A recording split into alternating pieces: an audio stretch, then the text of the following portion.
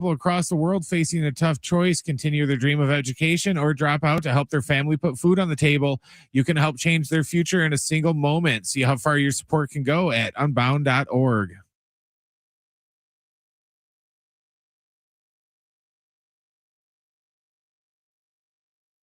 All right, San Diego Sports 760. We're live on the iHeartRadio app. John Schaefer, Sammy Long hanging out until 3 p.m. We have a really good show lined up for you today, Sammy. Not necessarily for you, but for our listeners. I'll go for you as well. So today on the show, okay, I don't know if you listened to us talk about this yesterday, and there's so much to get to. J.D. Wicker will join us, as you've been talking about. Obviously, the Olympics are coming to San Diego for the first time since 1984, obviously. I mean, it's incredible. The Olympic soccer in San Diego. Credit to J.D. Wicker. San Diego State, you get the stadium done, and you get the Olympics. Incredible. And obviously the success of FC and the Waves. So we'll talk to J.D. Wicker at 4 p.m. Mark Ziegler on the Aztecs and the Olympics coming at 5 p.m. Dan Zimborski from Fangraphs, though, is going to join us at 3:30. Dan Zimborski, I didn't realize this. I think I have this right. I've never asked him. So his last name is spelled S-Z, like Zimborski. And at Fangraphs, they have something called the Zips projections. I'm 99.87% sure, nearly 100% sure, he invented them. The Z in his last name is the Zips projections at Fangraphs. Well, he caused a stir yesterday, Sammy, because, did you see this? He has the win total projections out for 2026 in Major League Baseball. Did you see these? I didn't see these, no. The Padres win projection for 2026 is, take a guess. I'm going to say 88 games. Guess again. Lower. Ooh, 79. Correct. Really? 79. Now, I then went to his Twitter page. He put these out 5 days ago, and they made their way to the internet at some point in the last couple of days. He prefaced it by saying, this is based on the rosters right now. As in, if the Padres don't have a fifth starter, he's accounting for like a replacement level player. Or if they don't have a first baseman, replacement level player. If they were to add, I don't know, name whomever we've talked about this offseason, that'll change their projections. So I'm not taking it on its face, but some of it I do. Like Dodgers are projected to win 100 games, which is where they should be projected. You probably take the under. The funny, dirty secret about the Dodgers, haven't won 100 games last couple years. They have had lower win totals. I think the Dodgers actually learned their lesson when the Padres beat them. Remember, they were trying to go for the record, and it was kind of that thing down the stretch. Yes. And the Dodgers had such a big lead in the NL West, and they get caught sleeping. That's right. And get beat by the Padres. I think the Dodgers have taken a little bit different angle with that the last couple of years. So we'll talk to Dan Zimborski, or I'll talk to Dan Zimborski coming up at 3:30. I think the interesting point, there's a lot to get to. I mean, we could really start anywhere today, whether it's the Olympics coming to San Diego, the Aztecs playing Wyoming tonight at 8 p.m. A game you can hear right here on San Diego Sports 760. I guess my point with the Padres coming out of FanFest, because I haven't talked to you about it, is that Preller did acknowledge that they're not done. Preller also made the point that we've made for the last 2 weeks, which is, and maybe it's on me, that my contract isn't done. Holes in my court, which I found interesting. But he also said, like, we're not done. Last year, Nick Pivetta came in February. They've had other late moves. So I guess I'm kind of waiting on that, knowing that they're not done. I don't know how big of a splash it's going to be, but it doesn't sound like they're done, thankfully. Yeah, thankfully. And it was nice finally hearing something, because it feels like for months it's been like just kind of limbo state. It's like, I guess Preller's the GM moving forward, but you're not announcing a contract. I thought the kind of announcement, it was an odd press conference of him kind of being like, it's on me, but I haven't had the time, which like all you do is have time. Right, that's BS. All day. I mean, like, because of the next sentence, he said, I know we haven't made that many moves in the offseason, so certainly there should have been a lot of time for you to sign a contract. The 79 wins is interesting. I guess as currently instructed, if they don't land a fourth or fifth starter, then I think that we're relying on guys in Pivetta to have the same exact season he did last year, King and Musgrove to stay healthy for most of it, and then you're relying on guys like Randy Vasquez, and no shot to Randy Vasquez, who I thought bailed the Padres out at times last year. That's not exactly inspiring World Series confidence going into next season. Yes, if they sign a pitcher, I wonder what that goes up to. Like if they sign a Nick Martinez. Right. Does that add like 7 wins? Like, no, I don't think it does.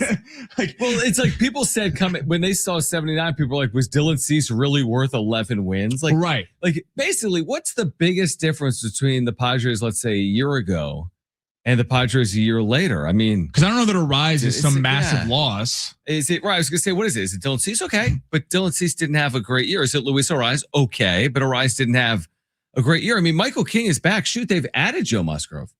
Now we'll see what value he has coming off Tommy John, but they didn't even have him. Now they've lost Yu Darvish, but he didn't have that much value. So it doesn't feel like they've taken some massive step back. Could you argue they've maybe taken a slight step back? Sure, but a massive one? Is this this is just totally spitballing. Is this that they think, take the Dodgers outside of it, because for the Dodgers not to win the division, there would likely be massive injuries, stuff like that. Is this more of a reflection on, I think, the Diamondbacks getting healthier with Burns, Arenado, Giants, although he hasn't been great, Giants getting a rise, that you think that they might be a little bit better this year? Is it more of a reflection on the division being better and that's knocking the Padres back a little bit? Or is this just strictly about the Padres? It's a great question. Now, here's what I do know. And I find this fascinating for our listeners, or like I go to Fangraphs during the season all the time. And then like it's up right now, standings, 2026 playoff odds.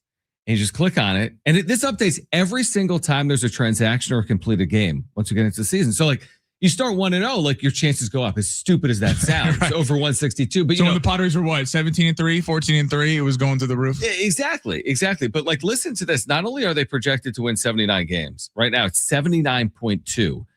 The Diamondbacks 81, the Giants 82, the Dodgers 99.5. Fair. But what's fascinating to me is not only are they projected to win 79 games, get this ad out of my face, they only have a 20% chance. Now, as we sit here right now, for whatever it's worth, you can't take this like it's like Bible, right? You can't take this on its face. But Fangraphs, Dan Szymborski gives them a 20.1% chance of making the postseason. How? That feels way too low minus for me. 140 at casinos to make the playoffs. I mean, I think why. Well, I think people in San Diego, and I know I've been critical on Fletch has, and you know, Brand, everyone's been a little bit critical of the team. It's not because you don't think they're not going to make the playoffs. I think that the bar has risen. Where I remember when I moved to San Diego, it was like 2012, and you could. It was the entire lower bowl was open, and if you even talked about playoffs for the Padres, that was a win of a season. The fact that expectations have been reset because people are tired of just getting the playoffs and winning a series or maybe bowing out. Like the expectations have been reset for World Series. Yeah, I 20% to me. I don't know if that's overvaluing the name of like an Arenado coming and not to the Diamondbacks and not realizing that he is not the same player that he once was. Maybe this is them just believing in the Giants. Like, have the Padres taken a massive step forward? No, but I also, to your point, I don't think that they've taken some massive step back. Like, listen to this. Teams with better chances in the National League to make the playoffs per Fangraphs on February, name the day. What's today? February 3rd. Okay.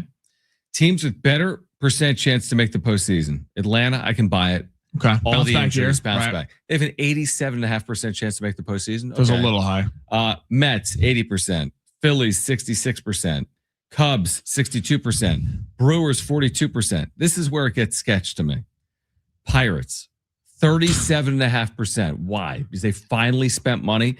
They've got twice the likelihood to make the postseason than the Padres. 37.5%. They could be trading Paul Skeens at the deadline because the team didn't have the season the first half they thought. Yeah. And then you have the Reds with a 19.2% chance, which is basically the Padres at whatever, 21%. And then Dodgers, Giants, and Diamondbacks all have a better chance to make the postseason than the Padres. So maybe are we missing something? I don't think we're missing something. I really don't. Yes, ownership's in flux. Who really cares once they get on field? That's not going to impact Manny Machado with 2 on and 2 out. Yes, they haven't yet completed the roster. Okay, they've done that before though, entering February's and made signings that have helped them, like Nick Pivetta last year. It's not like their payroll's gone completely down since last year.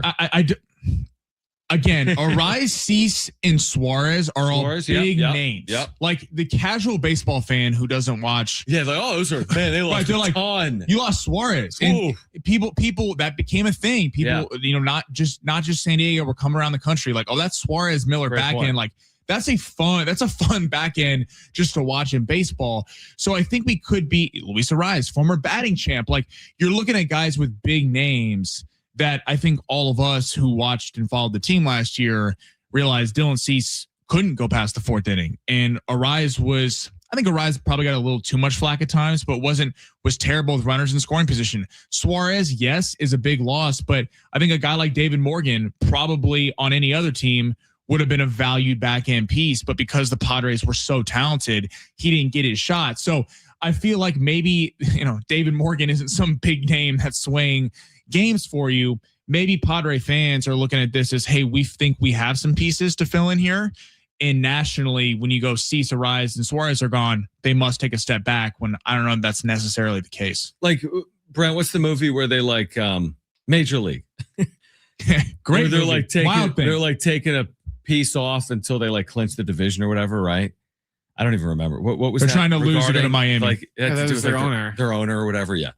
But honestly, if I were the Padres, like, this is very simple for me. I'm printing this thing out on color 8.5 by 11 paper, and I'm putting it on the bulletin board, and I'm leaving it there all year. And I'm highlighting 20% chance. Taking the leopard print off. Yeah, exactly. I thought you were off of John Seidler. No. I'm not doing the John Seidler get undressed every game. I'm not doing that. We'll see who the next owner is, but I'm not doing it with the Seidlers. But what I would do is I would print out this Fangraphs thing, and I would just highlight it with a yellow Sharpie and circle it and be like, that's what they think of you. And that's not even true. This is like a mathematical equation. There's not an individual really doubting them. It's just mathematically they're being doubted. But I'd have a hard time believing that Manny Machado and Fernando Tatis Jr. and Joe Musgrove are heading into the season like, dude, this ain't it. Like, we don't have a shot. I mean, I don't think that's where they are. Look at the fan base. They've sold all their season tickets, and I mean, they're going to draw 3 million fans again. I don't see that. Maybe, like, is it a reaction to the Dodgers being back-to-back World Series champs? But then again, to what we were just saying, the Dodgers in the regular season, I mean, they have not run away with things. I remember reading an article in August from the LA Times, who were, I believe, they had gotten swept again by the Angels. And the LA Times, they went 0-6 against the Angels, did they not? Yeah, 0-6, 0-7, something like that. Eviscerating. The LA Times was like, this is pathetic. This team is a disaster. They don't take them seriously. Like, and this is like August. This is August. This is not early. This is not early. Yeah. So the people, yes, the Dodgers, when they get to October, should be the favorites. Yeah. They are, if they feel like sometimes they're kind of walking through the season and they got to get motivated by October because that's what they play for. But assuming that the Dodgers are going to run through everyone in the regular season, that wasn't the goal. In fact, a lot of people were upset with Dave Roberts and the Dodgers for putting Blake Snell on ice, Tyler Glasnow on ice. All these guys, Roki Sasaki was hurt for a large portion of the year. They kind of put these guys on ice. We're like, we're not going to try to win 115 games. We're cool winning 93. So I feel like in terms of the fan graphs, you could be overreacting a little bit to the Dodgers, the kind of aura of that, and assuming that the Diamondbacks and Giants are going to get way better. I don't see it as much with the Giants. I think the Diamondbacks are getting better. The Giants, I don't think signing Luis Arraez is just going to make you some big time player now. 70470 started with team. Do you feel like the Padres have a better or worse % chance than Fangraphs gives them to make the postseason? They give them a 21% chance of making the postseason. 70470 started with the word team. On the other side, we've got an update on the health of Magoon Guath and Elsie Harrington from Brian Dutcher. You'll hear from Dutch on the other side. We are here until 6. Great guest lined up. JD Wicker is going to join us at 4 p.m. Mark Ziegler's on the show at 5. Dan Zimborski from Fangraphs will join us at 3:30. This is San Diego Sports 760. We're live on the iHeartRadio app.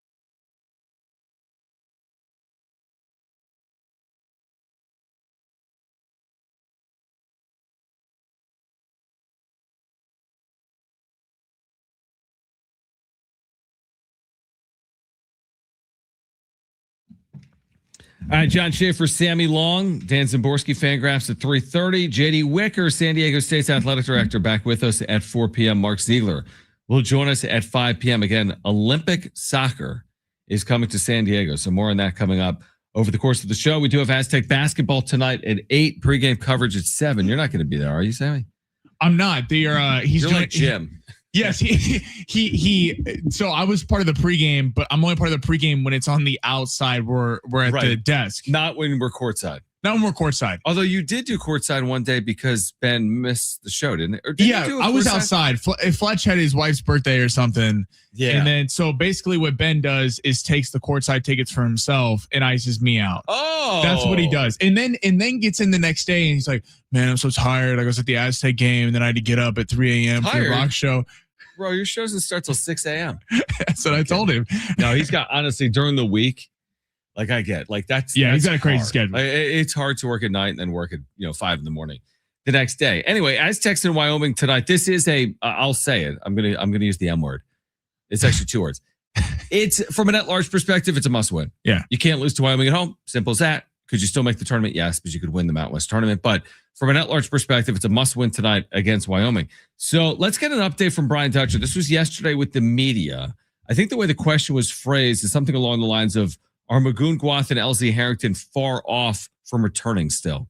They're both making progress. Obviously, LZ wants to play now, but he's got some lower leg pain that we want to make sure that we give a chance to heal, feel better before we just throw him out there. Magoon's hip, he's on progress, but we'll go another week or so and have him reevaluated by the doctors. And you know me, I'm not going to play guys and jeopardize their health in order for them to play. So both guys I want to make sure are feeling good. The doctor's clear to play. And if that happens, we'll have them both on the floor for the stretch drive. All right. So I think that's the encouraging part of it is this. It's like lose a battle, win a war. Mm-hmm. It doesn't sound like they're going to have LZ Harrington tonight. They're certainly not going to have Magoon Guath based on that. I'd be surprised if LZ Harrington played tonight based on what Brian Dutcher just said. But if there's some good news in there is that they're kind of trending towards a return. It sounds like maybe Harrington maybe a little earlier than Magoon, but I still think for this team to get where it needs to or wants to and reach ceilings and heights, it's going to involve both of them. So hopefully they come back healthy and ready to go for those final handful of games. Those two guys are like, you just see the talent when you watch both of them. LZ Harrington, I believe is he the highest rated recruit that San Diego State's ever gotten, or one of them? He is one of the highest rated recruits they've ever had. Like you can just see it, the talent when you're watching him play. Magoon Guath is kind of a unicorn in that he's like fast, 100%. But he's so skinny, but he's also so tall. Like good breakdown. I like that. That's my breakdown. He's fast, he's skinny, he's tall. But like those guys can take the team to another level. I'm totally with you. I think if they want to get to where they want to go in March Madness, those two have to be a part of it. In terms against tonight, you never want to jinx the team. They're 12.5-point favorites in Vegas without those two guys likely. So they're telling you that they think they should be able to take care of Wyoming. I totally agree with you. But the interesting thing about tonight is we talked about this last week after the Grand Canyon game. You didn't want to let it snowball. And then they went out there and got a big victory over UNLV. That's right. You have a Utah State game where you feel like you give them credit. The first 6 minutes were ugly both ways. They build a lead, give it up at half. Then they build another big lead, give it up. So it was a tough loss. I thought they fought, especially being a little bit shorthanded. But again, against a team in Wyoming that isn't necessarily a resume building game, but you have to win because if you lose this game, you're sitting there looking like it is kind of Mountain West conference or tournament time. Yeah, I mean that's the hard part about being in a league outside of, let's say, SEC, Big 10, Big 12. Certainly you could make the case for the ACC right now, although they haven't always been there recently. Like in the Big 12, you could lose as a home favorite. You could, but the team you're losing to is like, I'm making it up. Even a team at the bottom of the Big 12 is like 80th in the metrics. Where like West Virginia. Yeah, it's like they're not even like it's like a quad 2 loss. Where if San Diego State's losing some of these games, they're a quad 3 losses. And then you don't have as much opportunity to make them up, where you'll get a quad 1 opportunity or 2 on the road, the Pitt against New Mexico, Utah State in Logan, but every Big 12 road game is a quad 1 game.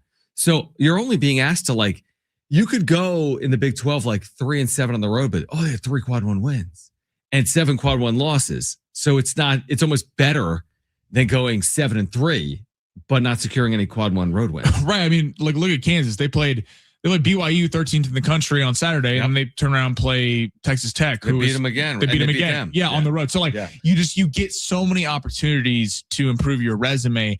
The Aztecs are, in terms of, you just watch them in terms of talent, you feel like this team deserves to be in March Madness and could be a threat in the tournament, like a legitimate threat, regardless of seed where they are. I wonder how you feel. Fletch and I were talking about this yesterday. Like, Miles Bird obviously goes 3 for 12 over the weekend. I'm not going to obviously bash Bird. He's been fantastic the last couple of weeks and been one of the big time scorers of the team. Reese Dixon Waters is 19. You feel like, though, because there's so much talent on the team and there's so many guys that could make the case. I know BJ Davis fouled out, but he's been one of the most consistent players the entire season. It feels like during that 4-minute stretch at the end of the game when they couldn't score, is like you needed one guy to just go get a bucket. And it's like, it almost works against, in my opinion, the Aztecs, how talented they are, that it's always about running a system instead of just Bird or Reese Dixon Waters, one of these guys being like, I'm getting a bucket regardless of it right now. You know, it's funny you would say that, because over the years, I'll give you an example. San Diego State, the year they went to the national championship game, when it was a late shot clock situation, Matt Bradley. Right, like Matt Bradley was going to have the ball, and he was a very good player, and he was a very good one-on-one player. And late in the shot clock, he'd get to the free throw line, or he could get downhill, or he could make that shot. Go back a few years before that, Malachi Flynn was going to have the ball late in shot clock. He was a point guard, obviously, as opposed to Bradley. Right now, yeah, it's interesting. I mean, I do think they have multiple options. Sometimes you just want to make sure you have an option. I think Bird, in some late shot clock situations, UNLV hit a couple of shots. Reese Dixon Waters has done it a couple of times. Reese hit that crazy 3 at Utah State to come within 2, like this, like 30-footer straight on 3. It's interesting. I think their strength, though, this year, like I do it all the time. I'm like putting in the notes on the team, like, this guy averages 11 points per game. This guy averages 11 points per game. This guy averages 11 points per game. And this guy averages 11 points per game. Like, what do you do from a scouting perspective? Like, take Miles Bird out of the game. Well, Reese Dixon Waters can score 20. Take BJ Davis out of the game. Miles Bird can score 20. So, like, they're harder to game plan for. Totally. But, yeah, in terms of, like, that one go-to, Bradley, Flynn, they're not going to have someone that's going to, the high volume shooter. It's like they have so many options that it kind of takes a little bit away. When last year, it was the other way. It was either Bird or Boyd. That was kind of it. It was like Bird or Boyd were the two guys that were going to score at the end of the game. And if not, it was kind of certain guys would pop up, out of the blue. But I just, like, during that 4-minute stretch, you felt like there was someone to go to. But again, Bird and Reese Dixon Waters has been fantastic all year. We'll see if they can put it together tonight against Wyoming. Someone made a great point in the chat. Do either of you remember this? Darion Trammell had a season where he had like 6 buzzer beaters at the end of first halves. He was like 6 for 6 at one point in the final seconds of half. He was ridiculous. That game against Alabama in March Madness, he was he hit the big free throws. He did. And I want to say out of a timeout when they were down like 8 or 9, it might have been Trammell to pull them back to within like 5 or 6. Because they went down in that game. They led early. They went down. It looked like the game might have been over. And it was Trammell, I think, that might have had like a personal. Everyone had like distinguished roles on that team. And it feels like it's a good problem to have, that you have so much talent that you're trying to get all these guys minutes and get them their looks. It just feels like it came back to bite them a little bit on Saturday against Utah State. Someone just said I went back and watched the Alabama and the Creighton games. I need to go back and watch that Alabama game. Seriously, I need to go back and watch that. That game. was one of the best games. That was an insane game. So was the FAU game. So was the Creighton game. And shoot, they were within 5 of UConn. People will see that final score. They were within 5 of UConn with 5 to play. It was a 5-point game with 5 to play. All right, let's touch on the big news locally of the day. The Olympics coming to San Diego. We've got the latest for you on the other side. Stay with us on San Diego Sports 760.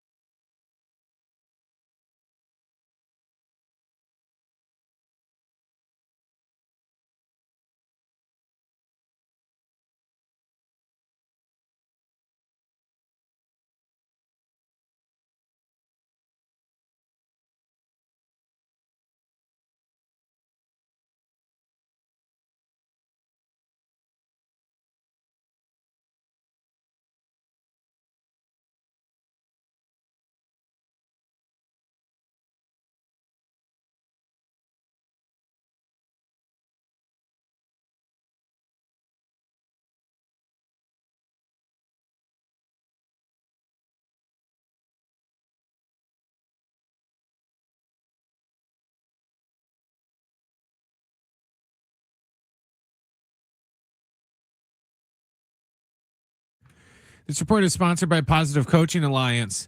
The Aztecs are back at VS Arena tonight to take on Wyoming. Our pregame coverage begins at 7 o'clock. John will have the tip after 8. Last week it was Bill Belichick. Today it was his former boss, Robert Kraft, also will not be a first ballot Hall of Famer.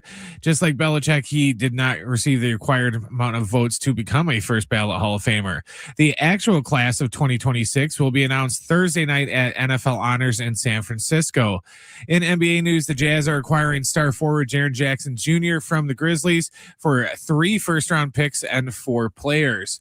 If you have questions about youth or high school sports, Positive Coaching Alliance can help. PCA delivers better athletes and better people through youth and high school sports. Info at positivecoach.org.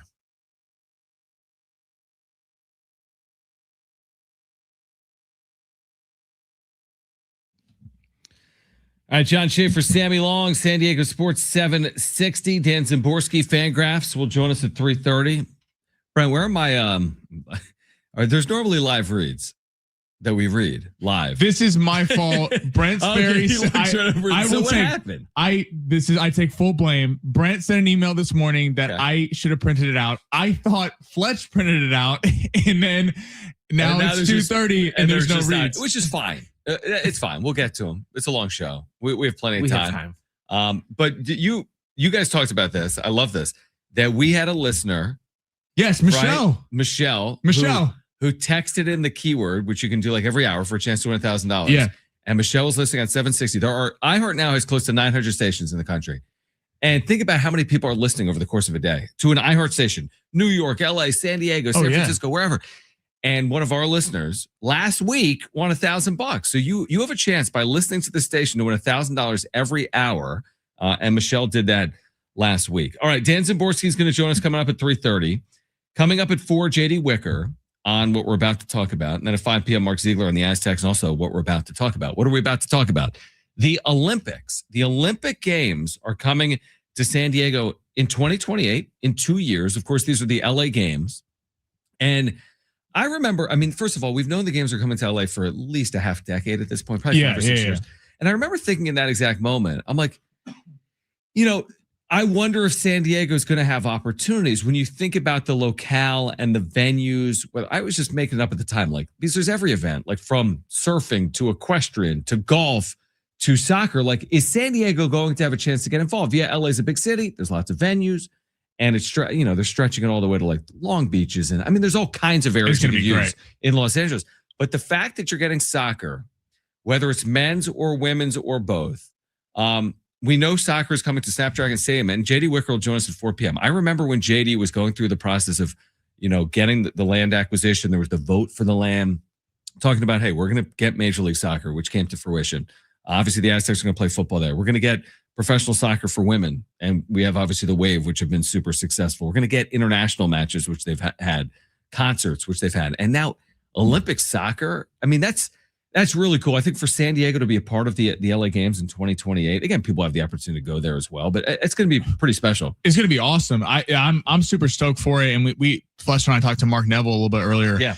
And he was talking about how, think about, look, you tweeted this over the weekend. Torrey Pines, gorgeous. How many people booked flights and vacations to San Diego because they're sitting there like, damn, I want to be in San Diego. This is unbelievable. Real quick on that, I know the feeling, and Brent does as well. When we were young and we would turn on the Rose Bowl, or we would turn on an event in Southern California, and you would literally wish you would say, wow, I can't believe people live. When you're young, and you're like, oh my gosh, like we're digging our house out from snow. And look at that day. That's almost like, it's hard to even imagine because it seems like a world away when you're in like Pennsylvania or Wisconsin or New England and you see Southern California in the winter. My dad talked about that. So I wanted to bring him out to LA, was seeing the Rose Bowl and all that. It's just like, to your point, Torrey Pines this past weekend, are you serious? It's 9 degrees like in the nation's capital. Right? And it's 76 on this ridiculous pristine golf course. And so like Torrey Pines was obviously a massive success. And then there was this narrative for a long time, and especially when the Chargers left, that somehow, not from San Diegans, but nationally, like San Diego wasn't a great sports town. And look at every team we talk about. the Padres have this unbelievable fan base and unbelievable home field experience. Yep. Viejas gets ranked constantly on top 10 college basketball landmarks in the country. And then SDFC is quickly becoming this experience that you have to be a part of, and has really took the city by storm the last year. So then you get the Olympics and soccer. I think, if I'm not mistaken, I think surfing's coming down here too, right? They're choosing. I just looked this up today because I was talking to Darnay Tripp about this. There's 2 venues that are being considered, and I'm sure some of our listeners know surfing a lot better than I do. But one of them is Trestles, which is just north of San Diego, maybe by the power plant. Oh yeah, you know what I mean? Yeah. In that vicinity. Someone correct me if I'm wrong. 70470 start with team. Another area they're looking at is Huntington Beach. But these Gorgeous. are like world-class like surfing spots. So, but if it does come to Trestles, then you do have another like close to San Diego proximity event. Can I say something on a different note? I am excited for LA and San Diego to get the games. Is going to be so fun because we're going to be watching all the primetime events at like 6 o'clock, 7 o'clock our time. There's nothing worse than like. Oh, I hate when it's like 12 hours ago. Yes. Well, I'm wondering about that. This Milan's coming up in 3 days, right? 3 days, right? Milan Cortina. Like, it's hard to like. I'll be honest with you. Am I going to sit there and watch the entirety of the figure skating routine? No. I mean, Kristen might have it on, but it's one thing to have figure skating on for 3 hours. It's another thing if it occurred 13 hours ago. Right, and like, you know I'm what not happened. Watching back something that happened 13 hours ago. Now, are the LA? To your point, though. Do you make the times for the Eastern time zone? Are you doing it for Europe? Are you doing it for North America? As in, like, will Olympic basketball be happening at like 4 in the afternoon because that's 7 o'clock Eastern, or will it happen at 8 o'clock at night? Because that's 11 a good PM? question. I'd assume. I mean, it seems like wherever it's been, they go with their time, and everyone else is they don't like do 7 a.m. in Beijing for. Yeah, they're not event, like, right? Hey, you know what? We care about the San Diego audience in China. They go, so we're going to start the basketball final at 5 6 in the morning. Yeah. They so I'm excited just from that perspective. Like, are you a big Olympics guy? Are you excited for this weekend? Brent always talk about this. I mean, no, I'm not sitting there like I can't wait to watch like the second like running of the bobsled. I mean, yeah, but I mean, who turns off the bobsled? Like once it's on, it's kind of entertaining. Turn it off. I'm more of, I don't know how you guys feel. I heard you guys talking about this yesterday. I'm more of a summer guy. Like, if I'm choosing between the two, I mean, track and field to me is better. Than you got swimming, basketball, boxing. Like, you got a lot of fun stuff in the summer, which I love. Winter is like, to me, it's like snowboarding and hockey I get really into. And then my mom loves the figure skating, so I end up knowing way too much about Johnny Weir and the whole crew there. Then we'll know the next couple of weeks. And but also summer has in 2028 has football, flag football.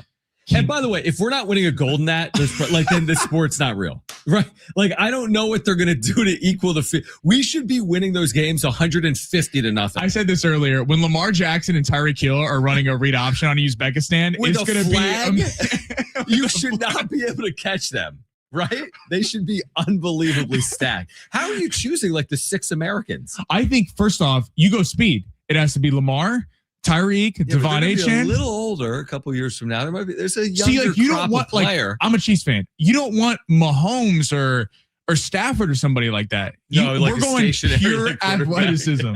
Okay. There should be no drive that Lamar Jackson isn't scoring a touchdown in flag football, right?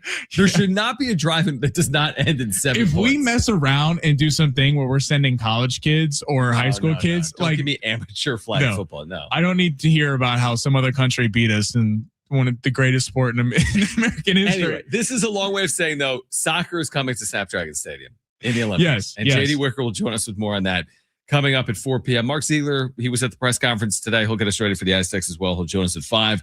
And also we have Dan Szymborski from Fangraphs on his Zips projections for the upcoming season, including the Padres. Dan will join us coming up at 3:30. Sammy Long hanging out until 3 p.m. We'll take a timeout. This is San Diego Sports 760. We're live on the iHeartRadio app.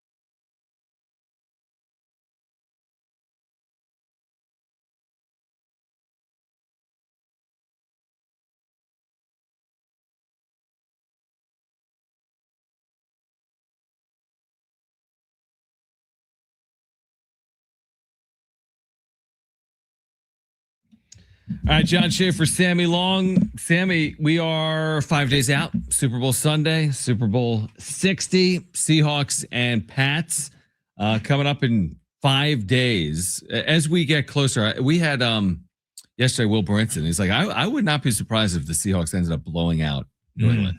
He didn't say like 40-0. He said, I wouldn't be surprised if it was a 20-point game with the defense of Seattle. What are your expectations for Sunday? Well, everything is certainly pointing that way. I mean, you have I think they're just the better team. Mike McDonald has that defense humming. Yep. I mean, two great corners in Witherspoon and Tariq Woolen, even though he had some penalty problems against the Rams. Darnold's playing at a high level. Kenneth Walker. I mean, everything is going their way, JSN. And on the Patriots side of things, the Drake May shoulder injury is not being talked about enough, and I think will be talked about more as the week goes on. He only started throwing normally, he said yesterday. Like he said last week, he wasn't really throwing. And then I just think people are a little skeptical of, you beat Denver without Bo Nix, their quarterback. You beat Houston without Nico Collins before the game. Their star running back Marks and Dalton Schultz, their tight end, go out, and their left tackle Tunsil. And then you beat the Chargers with no offensive line. So I think people are very skeptical. And you and I were talking last week about Super Bowl odds for next year. They released those. Yeah. It wasn't lost on me that the Patriots were about 14. A team playing in the Super Bowl on Sunday is 14th odds coming in next year, and they're all young. I think what Vegas is telling you is that the team had an extremely favorable run to the Super Bowl, and that could end brutally on Sunday if it goes the way a lot of people think it's going to go. My thought with New England is like, with nobody talking about New England and the money's moved towards Seattle, and Brent mentioned this yesterday too. It's like, will the slight be enough in a Super Bowl to be like, you've counted us out, watch us now type? I mean, it's like, it's easy to say that, but is that really going to be the difference between winning and losing? Now, I do think they'll be in the game. Like, I personally would be surprised if the final score of this game was 30-10. Seattle. I think for New England to be in this thing, in my opinion, they have to get a lead early, because I don't think, even though Stephon Diggs and Kayshon Boutte out of LSU has really kind of broke out for them, they don't have the receivers, I think, to attack this defense down the field. So you want to get that lead. But Travion Henderson and Ramondre Stevenson are a great running back duo. Right. And I think that if you're able to take pressure off Drake May and get ahead of this thing, kind of work the screen game, I think they could be in this thing.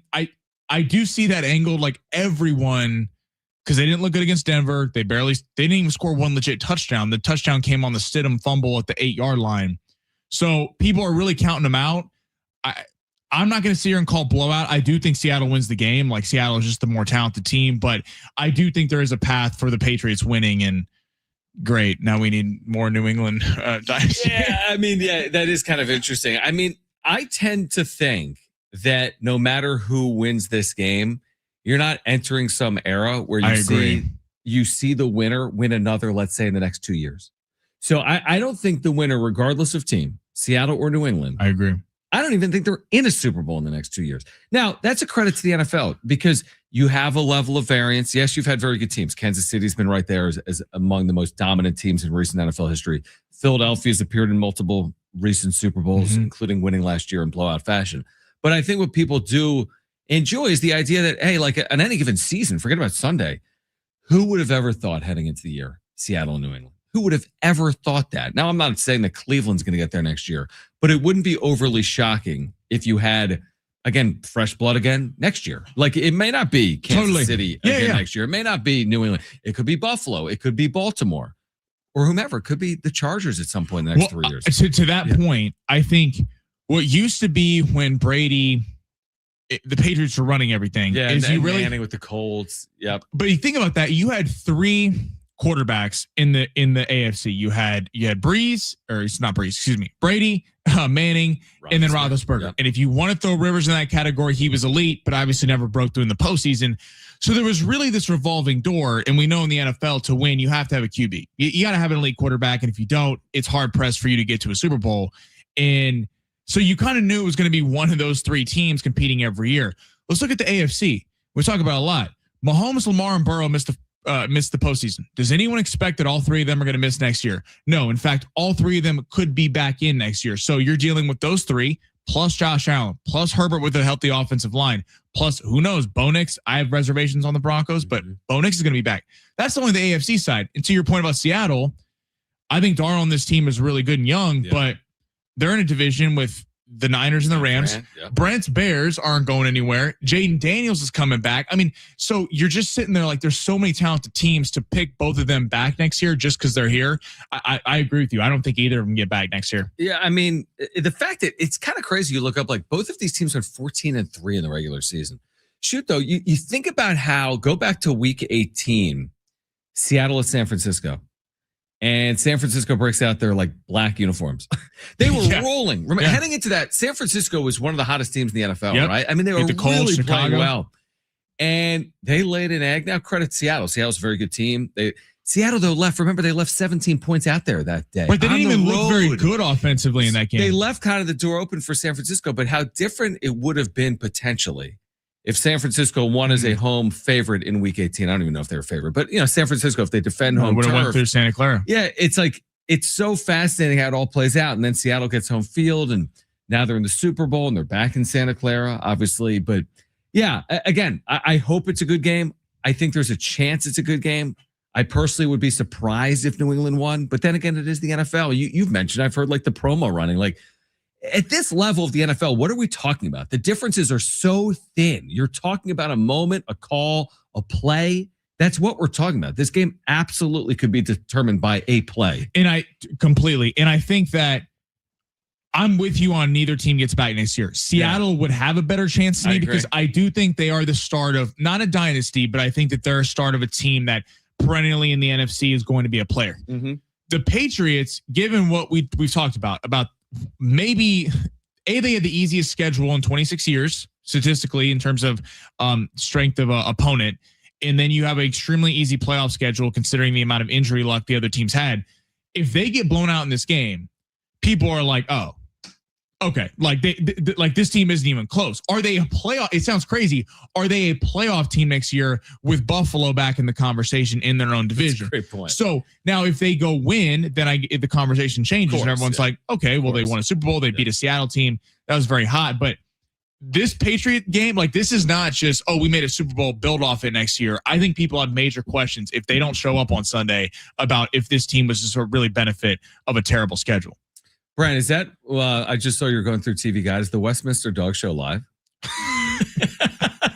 Am I the only, okay, I'm going to make an admission here. I think we've talked about this. Is an interesting segue. It's coming up in a couple of hours. It was either maybe this past weekend or maybe it's, I'm a Westminster Dog Show guy. Tyrese Maxey won with his dog. Do you remember that? At the dog show? Yeah, on Thanksgiving they did. That's like the Philly Dog Show. Because I think on Thanksgiving in the morning, like he was like there with his dog, and his dog was like a legit competitor. Like, is it embarrassing for me to say? Yes, it's live. It's is it embarrassing to say I'll watch the Westminster Dog Show? Brent sounds very excited about the Westminster Dog Show. They don't watch the dog show. I love dogs too. They walk around, they do their little dance. How do you decide though? Like honestly, how do you decide this dog's better than the other dog? That's such a ridiculous concept. Like their body type and their muscle tone and like, oh, there's my best terrier. That's my best Boston Terrier. How do you know that? Is it? Don't they jump over the little hurdles? No, not at Westminster. Oh, yeah, that's part of it. This is all dancing and stuff. I thought it was though, Brent. Is it? No, they do the little obstacle course thing. Yeah. But real quick on this. This is a ridiculous segue. Do you know that they're not judging when they do the terrier group, for example, or the spaniels? They're not judging the 10 spaniels based on, hey, this is the best of the 10. They're taking the Cocker Spaniel and saying this is closest to like the ideal Cocker Spaniel.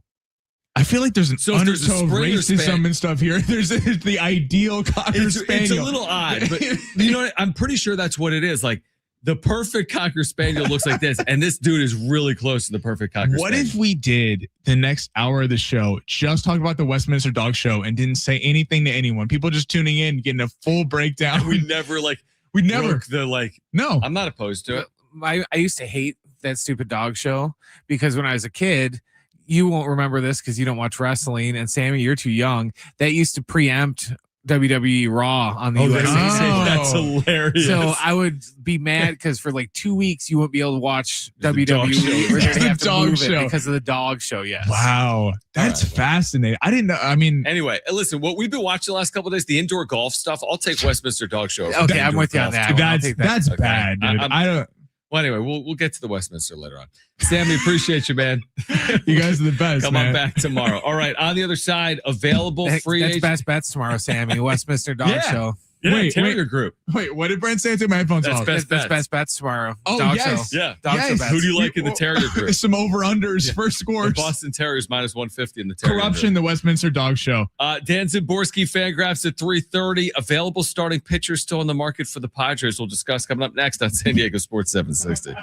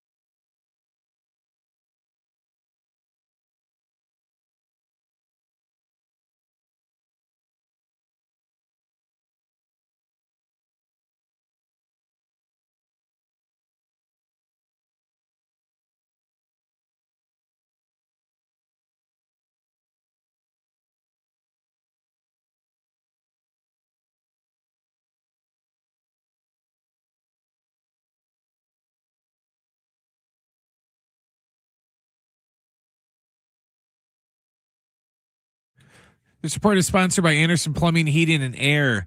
San Diego State is back at Viejas Arena tonight to take on Wyoming. Our pregame coverage begins at 7 o'clock. John will have the tip after 8. Last week it was Bill Belichick. Today it was his former boss, Robert Kraft, will also not be a first ballot Hall of Famer. Just like Belichick, he did not receive the required percentage of votes to be a first ballot Hall of Famer. The actual class of 2026 will be announced Thursday night at the NFL Honors in San Francisco. And the Jazz are acquiring all-star forward Jaren Jackson Jr. from the Grizzlies for 3 first-round picks and 4 players. Choosing the right home service company isn't just about fixing what's broken. It's about trusting who's in your home. That's why homeowners count on Anderson for friendly professional service that keeps everything running right. Visit AndersonPHA.com.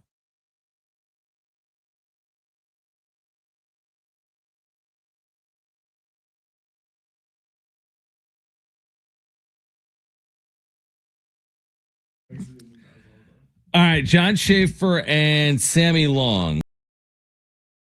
Let me get Sammy back in here. All right, John Schaefer, Sammy Long. Sammy's going to hang out for another 30 minutes. I told Sammy at the break, I'm like, dude, what am I supposed to do for the next 3 hours? Like, I'll hang out for another 30 minutes. So Dan Zaborski is going to join us from Fangraphs coming up at 3:30. We've got JD Wicker at 4 p.m., San Diego State's athletic director at 5 p.m., Mark Ziegler. Sammy can't get over this Westminster talk. I didn't realize, and we'll move on from this. We don't need to spend the entire show on it. But I didn't realize that last year, a giant schnauzer took home the top prize. Bloodhound 2022. A bloodhound? Bloodhound won in 2022. In 2022. I'm proud that they're accepting of all dogs. Yeah, you're right. Exactly. So I'll be watching. This is going to be coming up later on tonight. All right. So, okay, this is what I wanted to discuss. All right. So I just saw this list of best available starting pitchers. Okay. Thank you, James, for sending this to me. Loyal viewer, James. Are the Padres going to land any of these players? I'll ask you this, Sammy. Okay. Let's hear it. I'll start from the bottom and move to the top of the list. And I'll just rattle off these 11 names from Jim Bowden, former Major League GM, three-time GM in Major League Baseball. Jose Quintana, Jordan Montgomery, Zach Littell, Walker Buehler, Max Scherzer, Nick Martinez, Justin Verlander, Lucas Giolito. We've talked about a lot of these names, by the way. Chris Bassett, Zach Gallen, or Framber Valdez, which I think is extremely unlikely for the Padres. But will on that list, as we enter February with spring training getting underway in a week, will the Padres land any of those players? I'd hope so. I say yes because I think they have to. Too. Yeah, I think they have to because I don't think you can seriously go tell people with this rotation right now because you have a top 3 that's very talented. I don't know that you can really tell the public, hey, we're trying to go win a World Series when we legitimately don't have a 4th and 5th starter that is reliable over a long 162 game season. On that list, Jordan Montgomery, Walker Buehler, those are guys who had been really good at times and are not the same anymore. Montgomery, his contract kind of flamed out there. Buehler, the Dodgers traded him to the Red Sox. Buehler didn't work out. His shining moment, for the Dodgers is when he closed out the World Series. But Walker Buehler is not the same pitcher anymore. There's a reason why the Dodgers got him out of town. To your point, Valdez would be the gold prize. Like if they got Framber Valdez, then you're sitting there going, oh wow, like you have 4 legit guys who could be aces at times throughout their career. Heading into ideally the postseason, the Padres have a good year. It feels like the rest of those guys, Zach Gallen, we keep talking about, feels like that would be a great ad. Obviously knows the NL West very well from his time with Arizona. But again, are they going to spend it? Can they afford these guys? What's up with the Yu Darvish voiding the contract? That's kind of, do you have an update on that? Like it's kind of went kind of hush hush after last week. Here's my update. That they need that resolved because I do feel like that clears the way. I don't think you can do one before the other. It's like you can't bring in, I'm making it up, Zach Gallen without resolving the Yu Darvish situation would be my guess. And they need an answer on that as spring training gets underway. Like, is the contract voided? Is there a buyout? What does the buyout entail? He's owed $43 million. Are you settling because the union and the agents are saying, hey, it's voided at $9 million, right? And now he's no longer a member of the Padres, or maybe he goes into the front office, or maybe he can sign with another team. But if it's voided and there's a $9 million buyout, that still clears $34 million over the 3 years, which is still over $11 million per year. So that's what I feel like they're waiting on. Once we know what they're working with, let's say it's 10, 12 million that they could spend this year from the Darvish money, then go find. Is it Nick Martinez? Is it one of these veteran? Is it Justin Verlander? Is it Lucas Giolito? So we talked about this before. I don't like the Verlander signing because you need a guy to take pressure off Joe Musgroves and eat a lot of innings throughout the year. I don't think getting a guy who's even older and has had injury problems throughout his career solves that. To the other point, Framber Valdez is the kind of gold prize of all that. The longer you wait, we don't get resolution to this. Let's say Framber Valdez goes somewhere. Well, then Zach Gallen becomes the next best guy. And you wonder if a lot of these pitchers who are solid pitchers that are going to be on rosters and make impacts for teams are waiting to see when Valdez goes, because then it's going to be a little bit of a domino effect. You see this in a lot of free agency, especially the NFL. I mean, so a guy at a position signs the top market, and then everyone kind of fills out the rest of the way. In terms of this, like, you don't want to wait too long, and then maybe you're paying above price because Zach Gallen then is the biggest name on the market, whereas right now he's not the biggest name, even if you aren't in the Valdez sweepstakes. Isn't it kind of crazy that like spring training starts in a week and you've got a dozen, 24 like starting pitchers that are going to be in rotations still waiting on a deal? That's so like, think about that. The season ended forever ago. These players have always been free agents heading into the offseason, and we're still waiting on this many players. Well, and to the point, to compare it to the NFL, you'll see it with, quote, veteran stars, because you wait, you want to see if your young draft picks can develop in camp. Maybe you don't like what you're seeing, or an injury happens and you sign. I remember Melvin Ingram, defensive end for the Chargers for a lot of years. This was kind of the last couple of years of his career. People waited to sign him. To your point, like Framber Valdez, Zach Gallen, all these guys, Nick Martinez, they should be signed. They should be. They're going to be not only on rosters, but at the front of rotation, right? Focal points of rosters. Why you think they're either going to be good or bad. So it is so odd that they're just waiting. Part of me is what makes it think it's a little bit of a domino situation. Everyone's waiting to see who the first to sign is, and then you're going to see it go 1, 2, 3. Yeah, I mean, that's why I do think, like, if you're a Padres fan and like it's been a slow off season. Like I made fun of Ben Fadden earlier today. I feel bad, by the way, for Ben. If you followed this, Talking Friars, Brent's not going to be aware of this. So Talking Friars, his Twitter account was hacked. And he started talking about crypto like 4 days ago. Like, this is an interesting like content shift, right? Like, hey, I made 40 grand on crypto. And here's the thing. We could have all been hacked. So in the middle of the night, like 3 nights ago, I got a direct message from Talking Friars. And it said like, hey, will you vote for me for this like podcast? Like, hey, I'm like up for a podcast award. Will you vote for me? I'm like, no. So I just didn't click on it, because why would I click on that? So I'm pretty sure he clicked on it, and that led to the hack. Like the link somehow hacked his account. And if I would have clicked it, or anyone else that Ben, he didn't send it, but like the hacked account, right. Then we all would have been hacked. So anyway, a couple of days ago, he was like tweeting about crypto, and then getting us some crypto advice. And then he got his account back. And then again today, he was so anyway, he tweeted today. Let's see. He said, cashed out some crypto profits and grabbed a new car. Today, my coach and I ran a trade and cleared just over 40K in about 3 hours. Big thanks to Tennessee Tracy. It's definitely been paying off. So I just like screen grabbed it and I quote tweeted it and said, this is what happens when the Padres have a slow off season. Ben Fed's talking about making 40 grand on crypto in 3 hours. But yeah, 3 days ago, here's what it said 3 days ago. I've been working in crypto for a while now, and it's finally paying off. Today, I picked up a brand new BMW X5M. Yeah. I'm really grateful for the guidance from Tennessee Tracy, who helped make it possible. Tennessee Tracy. And I quote tweeted that and said, how does this impact Preller's extension? So it's been a tough 48 hours. I put out tweets before the show for Fletch and I, like what we're going to talk about, whatever it is, like NFL, Padres, stuff like that. We'll get people below who pretend like they're responding, who are like, oh, I'm really excited about, the Super Bowl on Sunday. By the way, follow X, Y, and Z for XRP. What is with the crypto? First of all, can I just make a general point about like, what is this called? Like hacking and like, what are we doing? Like, I don't even know what it entails or where it's originating from, but is there anything more annoying than like spam accounts on like social media? It's awful. It's just so annoying. It's like, who has that kind of time? Have you to ever be seen making those this. photos of like just like 100 phones on a wall Yeah. that are like just like spamming? I don't even know. In like somewhere in the world, they're just like, I don't even know what it is. But You can just buy an auto dialer. Homer bought one on The Simpsons. okay, I don't even know how. I don't even know how. Brent. But I would say that Talking Friars would be talking about these 11 available free agent starters, but he's tweeting about crypto.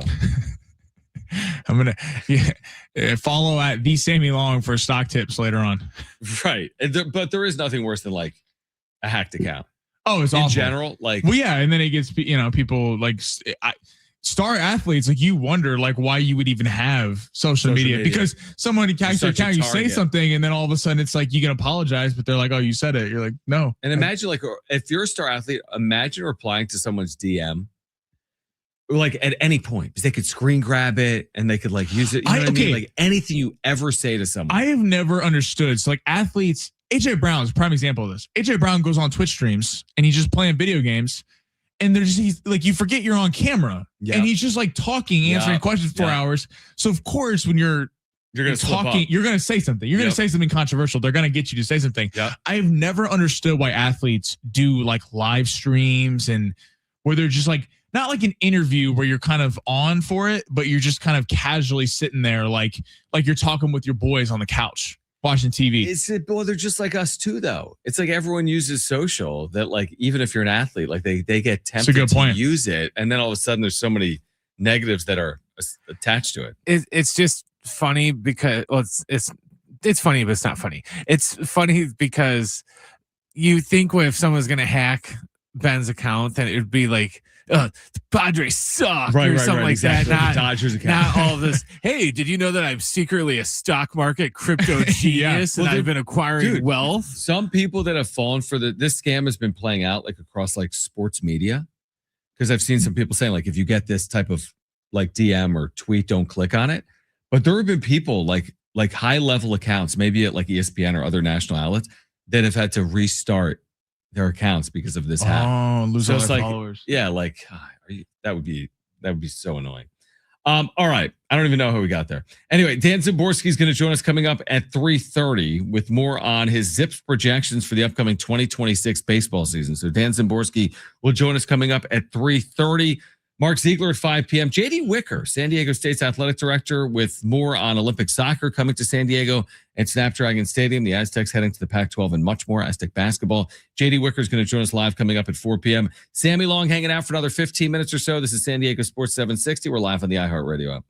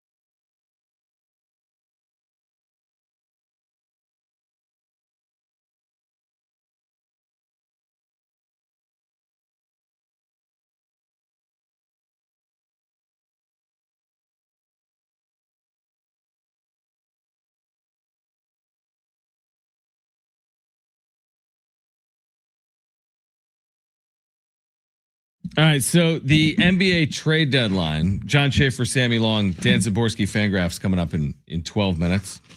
Hold on, let me read this. San Diego Sports 760 has 13 chances to win $1,000 every weekday with the Bonus Bucks giveaway. We just had a winner, Michelle, last week. Every hour, 6 a.m. through 6 p.m. Listen for the keyword, then enter it at sportssd.com. That's all you got to do. Next chance to win $1,000 coming up at 4 p.m. You can be like Michelle and be $1,000 richer by listening to San Diego Sports 760. But the NBA trade deadline is less than 48 hours out. It's noon Eastern Thursday. There's been movement, but not on Giannis, obviously. Not on Giannis. They're countering offers right now. Right. So we wait on Giannis. Does Giannis get done? Do we think Giannis gets done in advance of Thursday at noon so other teams can counter wherever he lands? Like, do you think this gets done tomorrow, for example? Well, so Brad, I'm curious your thoughts because you're obviously a big Bucks fan. I saw a report from the Sun Centennial in Miami that apparently the Heat are trying to get Morant and Giannis together in Miami. So that, to your point, it feels like Morant is obviously a star, but he's not Giannis caliber star. So he's the next to go.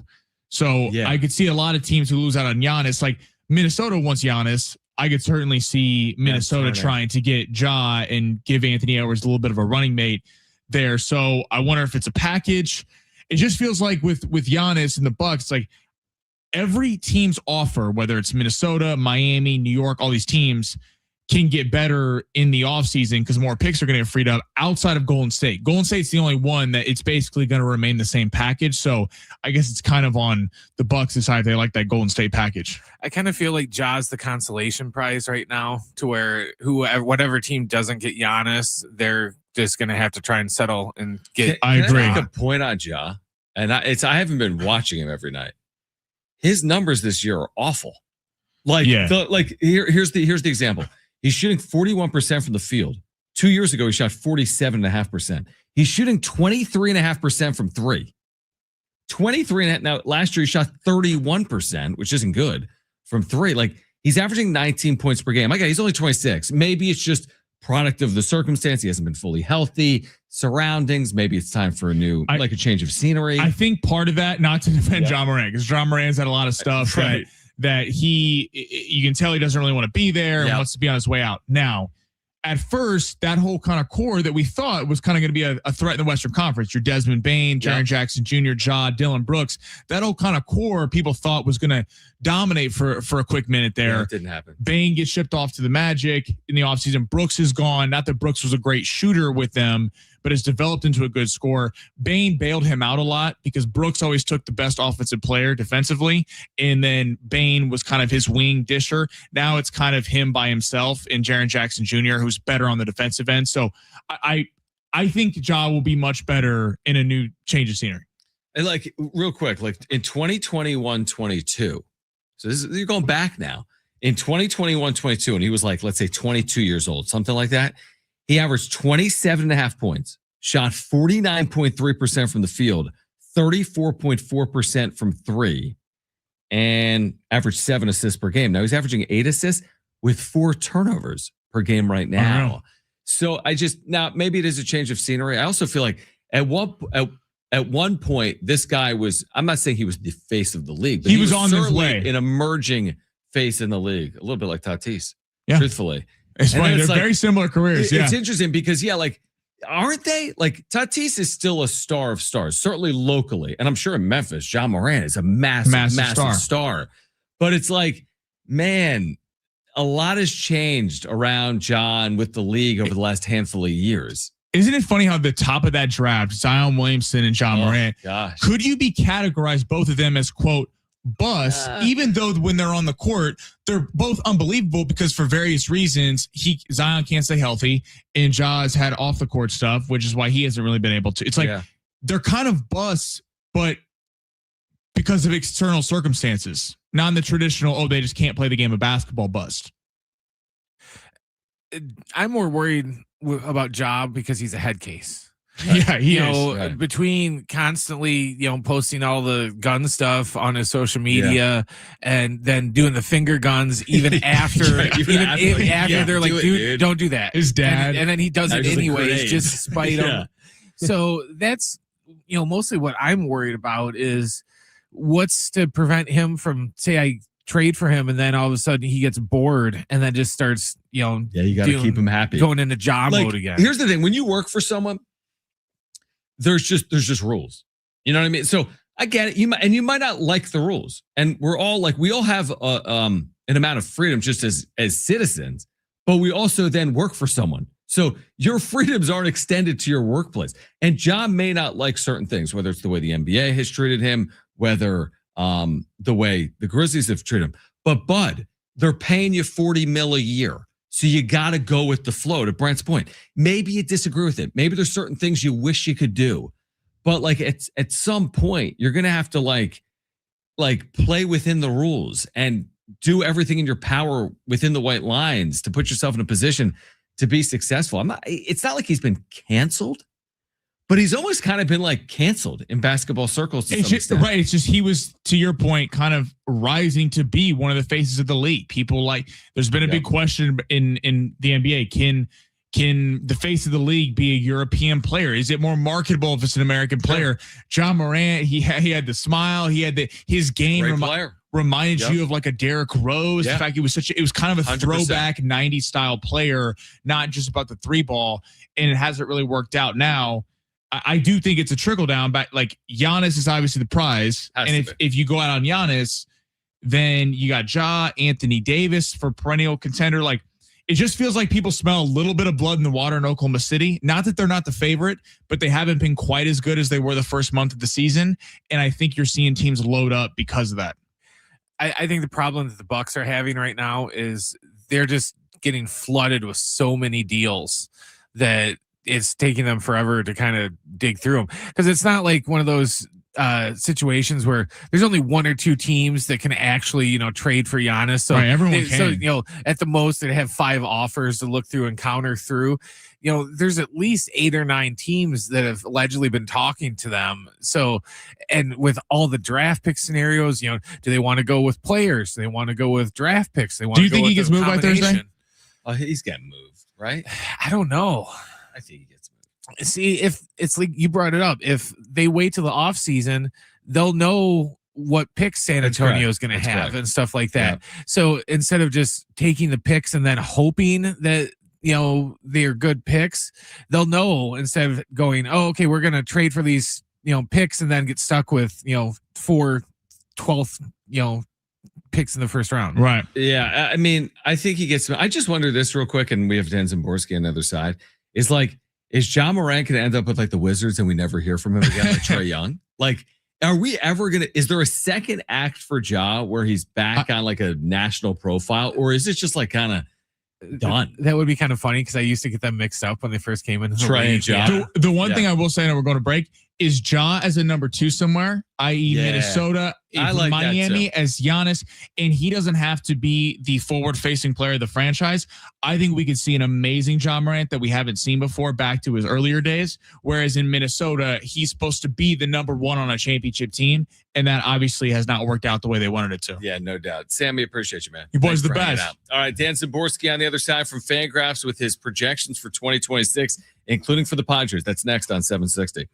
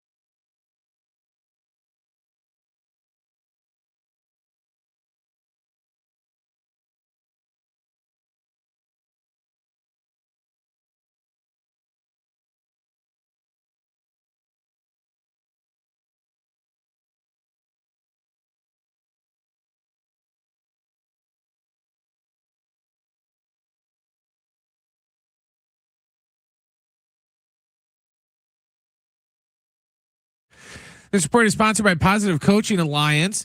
The Aztecs are back at Viejas Arena tonight to take on Wyoming. Our pregame coverage starts at 7 o'clock. John will have the tip after 8. Last week it was Bill Belichick. Today it was his former boss, Robert Kraft, will also not be a first ballot Hall of Famer. Just like the hoodie, he did not meet the required number of votes to be a first ballot Hall of Famer. The actual class of 2026 will be announced Thursday night at the NFL Honors in San Francisco. If you have questions about youth or high school sports, Positive Coaching Alliance can help. PCA delivers better athletes and better people through youth and high school sports. Info at positivecoach.org.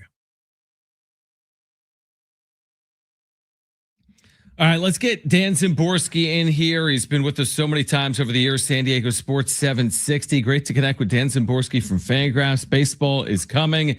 Pitchers and catchers reporting in the coming days, really, just after the Super Bowl and, of course, WBC, then the regular season. Dan, appreciate you joining us as always here in San Diego. Now, there's been quite a stir with some of the Fangraphs projections. Now, I know these rosters aren't even complete, and it's only February 3rd. So what do you want people to, I guess, know about projections this time of year? Like, we go to Fangraphs, we click on 2026. The Padres are projected right now in like that 79 or 80 win threshold, but that's based on where the roster stands right now, and it's not complete, right? Is that basically what it's stating? Yeah, these are very early projections. Yeah. And the thing about projections is there's a very large error bar around them. Like, even when you're projecting this time of year, there are a lot of assumptions you have to make about who's going to be on the team, who's going to play, and even projections can disagree with each other quite significantly. I ran the Zips only projections last week, which uses a different methodology, which takes into account injuries a little better than our simpler one, I believe. And it didn't like the Padres, to win 95 games or anything, but it did have the Dodgers with fewer wins and the 3 non-Rockies teams with 3 to 5 wins more apiece. So even among projection systems, there's a lot of disagreement. But I mean, I wouldn't worry what a projection system says, because if, the projection systems say at the start of the year, the Padres are going to win 79 games and you win 99 games, does anyone really care what the projections say at that point? That's a fair point. Dan Szymborski from say it's fun to see the future, but the future's uncertain. We all play the lottery, and the odds of that are pretty bad. Okay, that's fair. So, that's a good way to look at it, and that's coming from someone again that is over at Fangraphs, and you run the numbers and crunch the numbers. So, all right, so let's look at the Padres right now in terms of what their needs are. I think locally it's seen as they still need a starting pitcher. They could potentially use a DH as opposed to just rotating through players like Manny Machado and Xander Bogaerts. They could add to their bench, of course, in general. What do you see as the Padres' needs? How can they improve this roster between now and opening day? I think the pitching depth is the biggest problem, especially in the rotation, and I think that is where the projection systems tend to agree. Yeah. Generally speaking, Zips likes the Padres pitchers, the rotation, better than the general steamer Zips combined that the Fangraphs site runs. But Zips also takes into account injuries, and Zips simulates a lot of seasons when something bad happens to Nick Pivetta or Michael King. And what the problem that Zips sees with the Padres is that you lose a pitcher or two due to injury in the rotation, and it gets ugly pretty quickly. There's not a lot of depth there. It's a very fragile piece, so to speak, in the rotation. The Padres do have scenarios where they, make the playoffs fairly easily, but you do need to have more things go right than go wrong. Interesting you say that. Dan Szymborski with us right now. How are you projecting, or what should the expectations be for, let's use the pitchers, Michael King and Joe Musgrove, both coming off different injuries. King, kind of a bizarre year, like slept wrong, and then ultimately only made 15 starts. And then Joe Musgrove, of course, coming off Tommy John. So what does history tell us about like a King who was sub 100 innings last year, or a Musgrove coming off Tommy John who didn't throw a pitch last year? What's reasonable to expect from those two players next year?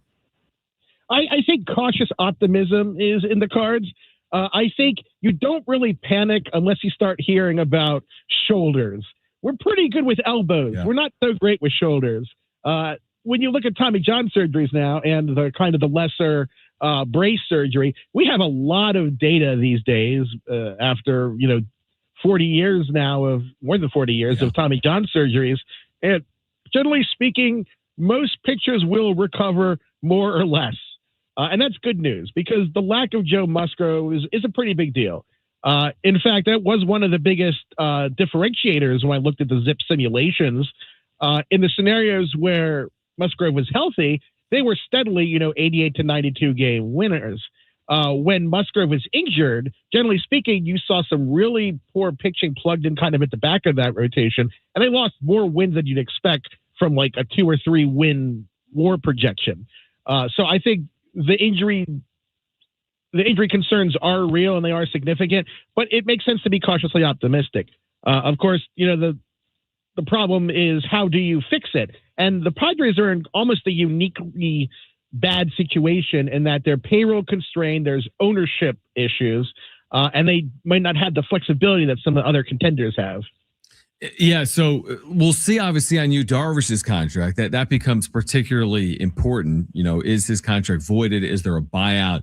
And if they free up some money, can they land a Lucas Giolito, a Justin Verlander, a Nick Martinez? What type of value does a player like that possess? We're not talking about Framber Valdez. We might not even be talking about Zach Gallen. But when you get to like the Nick Martinez's of the world, could that be the difference for the Padres between making or missing the postseason?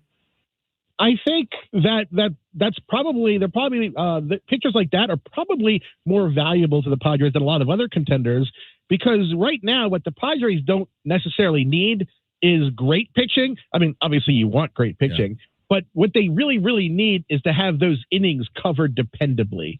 And if that big differentiator is the innings they can get from their top 3 starters, then it's a pretty big deal to have a guy that can eat 160 innings and not be terrible. And luckily that doesn't cost quite as much as Valdez will.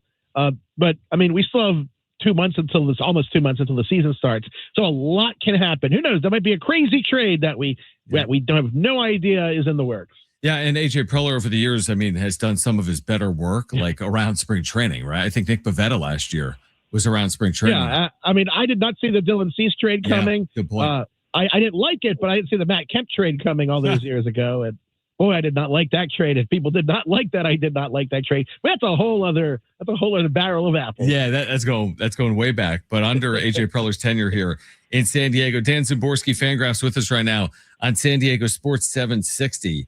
The Padres, since the introduction of the universal DH, have never had that like big slugger just inserted each and every day. Like it's been, I don't know, just like kind of a rotating revolving door, so to speak. Like I think we heard Craig Stammen say the other day, well, maybe they could rotate Machado through there and Bogarts and whomever else to get them off their feet. What's the best way to utilize the spot? Is it to rotate guys through and get them off their feet, or have someone in there that starts 120 or 130 games at DH? It's funny. The good thing is it's hard to lose too many wins out of the DH position. Right. Because generally speaking, most teams use that as the rotating, as the rotating position. When you talk about like full-time DHs, they're like 5 or 6 in the league who you really, really like. A couple other guys who play there because you don't want them in the field because of injuries, like Stanton and I guess Christian Yelich to an extent. But generally speaking, not a lot of teams are getting a great deal out of DH. Now it stings for a team like the Padres, because one of the teams that does get a lot out of their DH is, of course, the Dodgers, whose DH is projected to have twice the WAR of any other DH in baseball. But once you get past Ohtani and Alvarez and Rooker and Schwarber, basically his 4, maybe Yandy Diaz, it's hard to really find great full-time DHs. Teams value positional flexibility so much more these days that it's really hard to break through as a DH guy. You really have to crush the ball. And there's only so many guys like that. So you can use it to rest players. It's not the end of the world. I think the problem you run into is when teams don't have any idea what to do at DH, and you see like their reserve utility infielder getting starts at DH, some guy with a 600 OPS. That you want to avoid. Yeah, no, that makes sense. Is your general expectation, like I go back to last year, not looking at like the deep dive on the offensive numbers for the Padres, but they lacked power and slug by and large. Like, I don't know what they finished in home runs, like 28th. I don't know where they were overall in slug, but it was not good. Would your expectation be, if you just run it back, the Merrills and the Machados and the Tatises and the Bogarts, whatever else they still do on the periphery, Gavin Sheets maybe playing more and had a nice year last year. Will they have more power and slug just because or not with the projections say for next year? I think it's likely because the thing is, you look at the offense last year and they didn't really get anyone that crushed expectations. Yep. And when you have a team full of players, you expect some guys to fall short and some guys to absolutely crush expectations. And you had guys who had good seasons. I mean, Manny Machado had a solid season, but he didn't crush anyone's expectations. He had a OPS right under 800.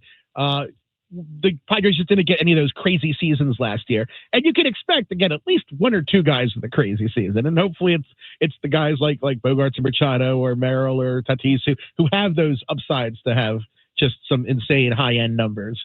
I think the offense will be fine. I don't think it's going to be.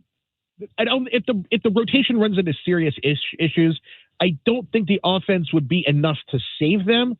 But also, I don't think the offense is going to hold them back from a playoff run. I'll put you on the spot. The second best team in the NL West will be whom and why? Behind the Dodgers, who do you think has the best chance to be the second best team between the Giants, the Diamondbacks, and the Padres? I might get killed for this, but I think the Padres are the third best team. I would actually put the Giants slightly ahead of them. I think they do have some upside. Robbie Ray is healthy all season. Logan Webb is still an underrated pitcher somehow, and they have pretty solid depth around the diamond.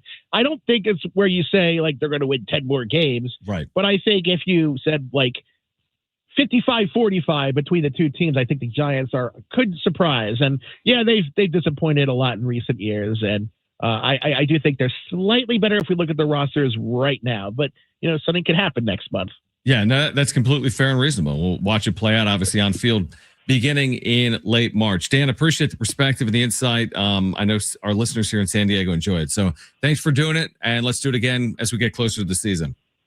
Always fun. Thanks for having me. Yeah, great stuff from Dan Zimborski. We'll react on the other side. And J.D. Wicker, San Diego State's athletic director, joins us live at 4 p.m. to talk about today's announcement, the Olympics, soccer coming to Snapdragon Stadium. We'll talk the latest with the Pac-12 in San Diego State, plus tonight with the Aztecs playing Wyoming in basketball at VA House Arena. J.D. Wicker at 4 p.m. on San Diego Sports 760.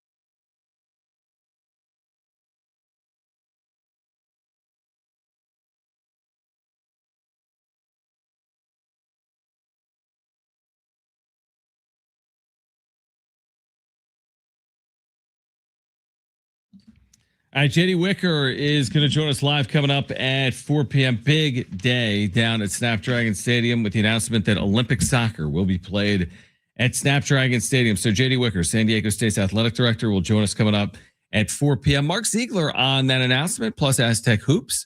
He will join us live at 5 p.m. And we do want to remind you that the Aztecs are home tonight, taking on Wyoming. Pre-game coverage at 7. Off the tip for you at 8, just after 8. On your home for the Aztecs, San Diego Sports 760. That was interesting, I thought, from Dan Zimborski.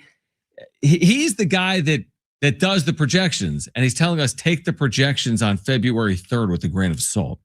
Just because it says the Padres are going to win 79 games does not mean it's right. And there is a level of variance. And it's always nice to hear that from someone that does like analytics and metrics for a living. Just because something says 79 wins doesn't mean you end up with 79 wins. It doesn't work like that. So I think he wants to see the pitching staff stay healthy and them add to the rotation. Well, guess what? AJ Preller told us on Saturday, I'm not done. Let's let this play out. We'll do some late movement here. It might not be the biggest signing in baseball history, but let's add.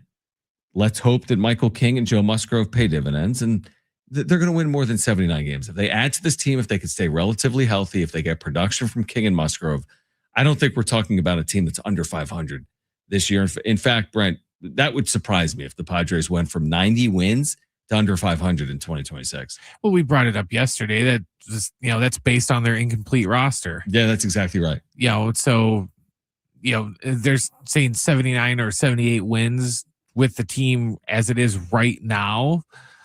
Okay, I guess I'll take that, because once we actually have our starting 9, maybe that will go up 5 or 6 more wins depending on who they actually plug in there. Yeah.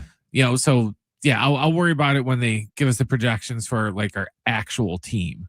Yeah, that's exactly right. I mean, I'm just going back. Like, he made the great point. Like, he didn't think Dylan Cease was coming when he came. Like, going back 2 years ago. Well, that was a huge addition 2 years ago. He had a really good, for all the heat that Cease caught last year, I think deservedly so. It came from me and Jim. He was really good in 2024. Or think about the signing of Nick Pivetta that we talked about. He was really good in 2025. As in, we don't even know what the future holds. If Preller makes a savvy signing, and it doesn't have to be savvy on its face or on paper, but if the pitcher comes in or the player comes in and works with the Ruben Niebla, or if it's a hitter, but let's just say, a 4th or 5th starter and exceeds expectations and has a 3.5 ERA and wins 12 games, then your outlook looks completely different. If you bring someone in that we don't even know who we're talking about, but if Nick Martinez comes in and goes 12-6 with a 3.49 ERA, as opposed to them not adding a player of the caliber of Nick Martinez, like, again, that could be the difference in making the postseason or not. And that was his general point about the poor outlooks on the Padres are, can they overcome injuries in the rotation? Remember 2021? Who lived through that? We did. 2021, their rotation was a mess, and they could not get out from underneath it. They had no answers in the second half of the year, because you can't overcome starting pitching injuries that cripple your entire rotation. Can you overcome one? Okay, but now all of a sudden 2 and the dominoes are falling. And the Padres don't have depth with the rotation right now. There's some pieces in there. It's not to discredit the Randy Vasquez's and the Matt Waldrons and the JP Sears. It's really not. Maybe one of those players or 2 of them have good years. But without fully knowing, you want to add to it, because the adage is accurate. You cannot have too much starting pitching. It is impossible. I didn't mean to say it like that, but it's impossible to have too much of it. And it always works itself out. I'm always amazed when we have these conversations like, who's going to play center? This guy's playing well and that guy's playing well. Or how are you going to put this rotation together? They have like 2 number ones. Great. It all always works out. They play 162 times in the regular season. They will always make it work. The alternative to having too many pieces is not having enough, and that's when you're screwed. And when each and every day you're throwing out an incomplete lineup, a rotation that isn't full, you're asking for trouble. And we saw it in 2021, and we don't want to see it in 2026. So that's the key for Preller. Add the pieces to the rotation that are necessary, where you can overcome maybe an injury and still get by and win 87 games and get to the postseason. That, to me, would be the key for the Padres in 2026. So we'll see. But I listen, I hope, Brent, that between now and pitchers and catchers, they make a move. Like, so you got this like week period of time. Like when I hear from Preller in a week or a week and a half, I want to hear about the addition because that to me would have some value. And if it's going to be a starting pitcher, I want him in now. I don't want to wait on that. I want him in now. I want him fully healthy, and I want him to be available when the season starts. Well, even if it's a first baseman or whoever they bring in, I want him in there for spring training. Yep. I don't want them to, go and sign their 3 starting, remaining position players, 7 days before opening day. So then it takes them 2 months, so then they have to Blake Snell it up and take 2 months, for them to actually get ready to play before they're like useful. So yeah, if they come in, I want them to just come in now so they can at least get reps and get some at bats in. And this goes back to the point that's been made, and we made it yesterday when Annie Halburn was here. Then in 2023, at least an argument to be made with the benefit of hindsight is they weren't a cohesive group. There was the WBC, and they all went their own ways, Yu Darvish and Xander Bogaerts and these players. And when they all came together and you had all these type A's, the Sotos were there, and Machado and Tatis, I mean, they never got going until it was way too late. They had this ridiculous September, but it was over. They were under 500 entering September. With that roster, they were under 500. Now, I'm not going to just solely correlate it to the WBC and be like, if there was no WBC, that would have been amazing. But I do think there's something to be said about cohesion and chemistry. You've got a new manager. You do have the WBC again. Guys are going to go their separate ways. And that's fine. All the clubs are going to have that. But to get your roster completed now as opposed to later, maybe is going to have benefit for the team. At least potentially would have benefit for the team.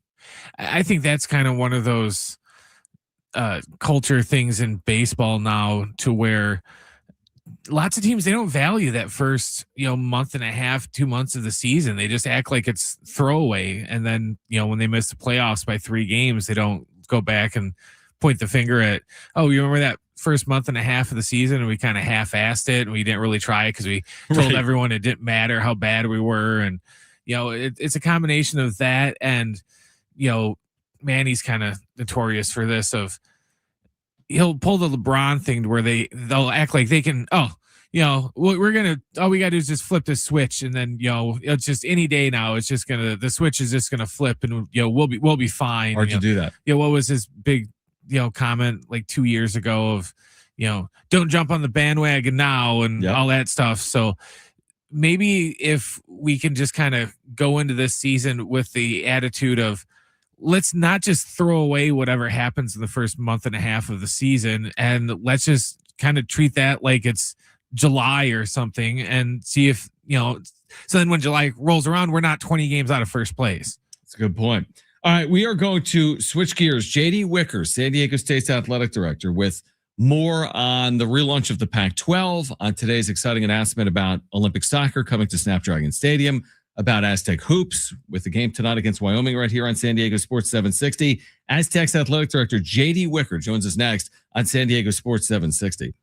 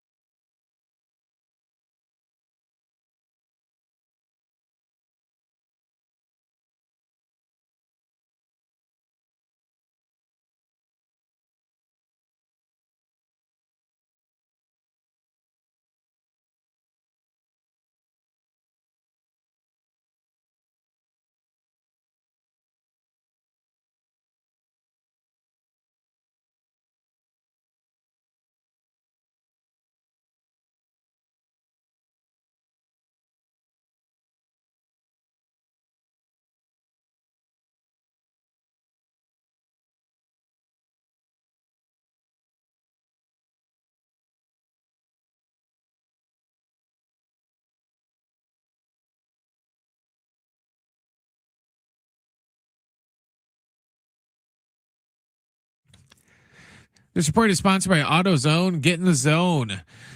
The Aztecs are back at the Vias Arena tonight to take on Wyoming. Our pregame coverage begins at 7 o'clock. John will have the tip after 8. Last week, it was Bill Belichick that didn't get when it wasn't named first ballot Hall of Fame. Today, it was his former boss. Robert Kraft will also not be a first ballot Hall of Famer. Just like the hoodie, he failed to get the correct percentage to be a first ballot Hall of Famer. The actual class of 2026 is going to be announced Thursday night at the NFL Honors in San Francisco. In NBA news, the Jazz are acquiring star forward Jaren Jackson Jr. from the Grizzlies for 3 first-round picks and 4 players. It's time to say goodnight to that check engine light with the free AutoZone Fix Finder service. It'll help troubleshoot the likely cause of your light for free so you can drive with peace of mind. Restrictions apply. Get in the zone. AutoZone.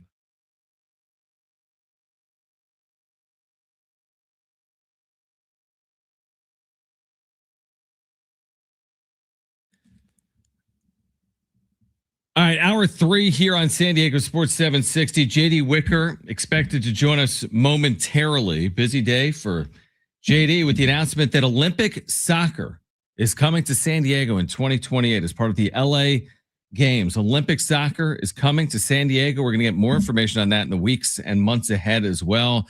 There'll be a men's tournament in 2028. There'll be the women's tournament as well, and we'll learn about the upcoming matches that'll be held at Snapdragon Stadium coming up in the next few weeks. But a very exciting day. And then there's the Pac-12, where San Diego State is heading in just weeks. Aztecs will be in the Pac-12, I guess, officially July 1st. So a few months away, but, a handful of weeks or beyond that away as well. We're still waiting on the 2026 Pac-12 football schedule that's going to impact San Diego State. So we'll get the latest on the Pac-12 with JD Wicker coming up here momentarily. In addition, Mark Ziegler from the Union Tribune. He will join us at 5 p.m. Mark Ziegler, I think, was at today's announcement at Snapdragon Stadium involving Olympic soccer coming to San Diego. And, of course, he'll get us ready for the Aztecs and the Wyoming Cowboys tonight, second of 2 regular season meetings. San Diego State in the stretch run now. February is here, so we'll talk about the Aztecs with JD as well. All right, so JD Wicker is he with us right now, Brian? Or no, you left a message. All right, we'll see if we can connect with JD. Who's expected to join us here at some point in the next few minutes. We touched on earlier when Sammy was here, this Olympic news. Like this to me is a big announcement. Like, what do you guys think? 70470 started with the word team. Like, it's a big announcement. You look at where this is going to be, because Olympic soccer, they announced it's going to be in like 6 different cities. New York is one of them, San Jose, obviously San Diego, we learned about. The final is going to be at the Rose Bowl. But this was not like some inevitability or guarantee. I mean, there's so many venues to choose from in the U.S. You have all these Major League Soccer clubs. You've got all these soccer-specific stadiums.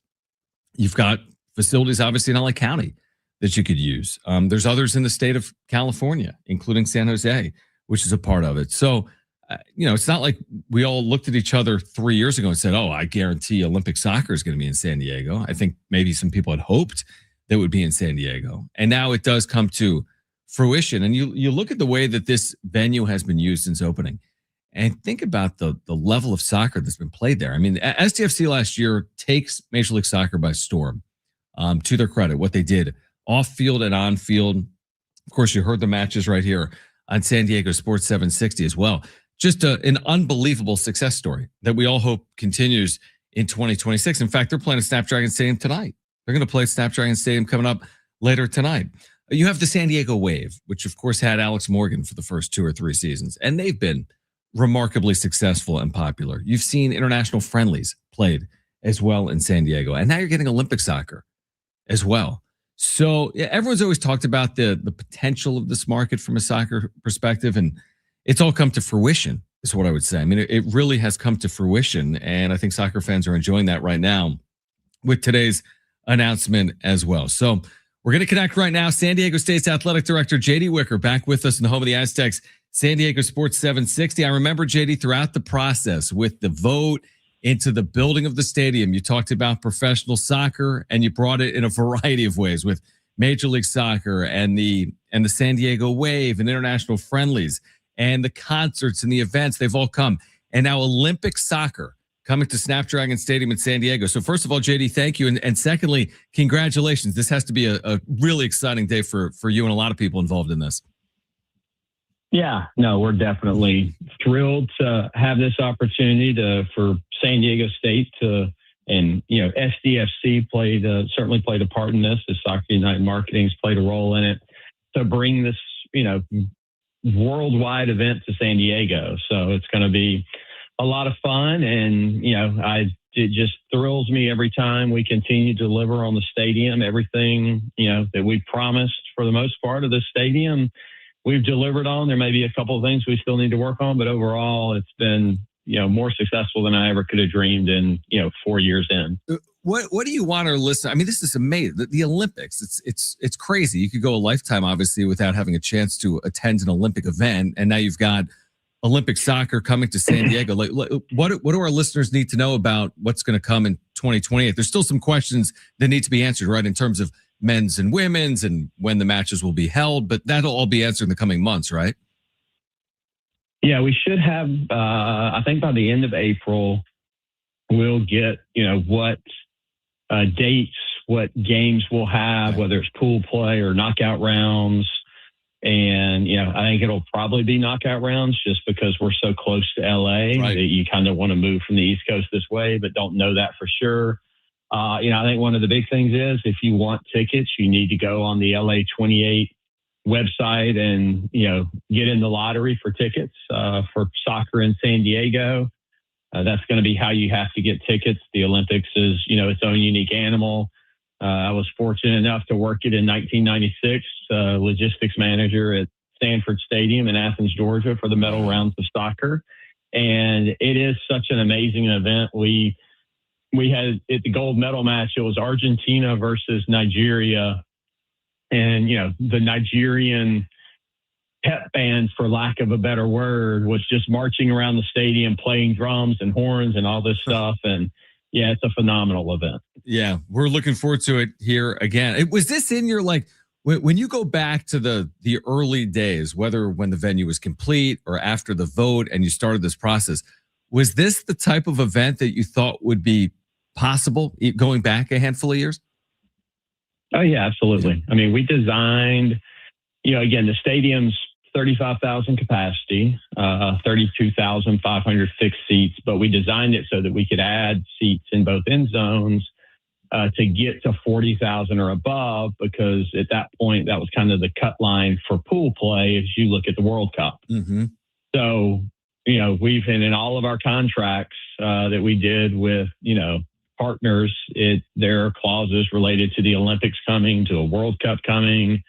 If NFL in any way, shape, or form ever showed up at Snapdragon Stadium, and then we have the caveat for events that at a worldwide level that we don't necessarily know of at this point.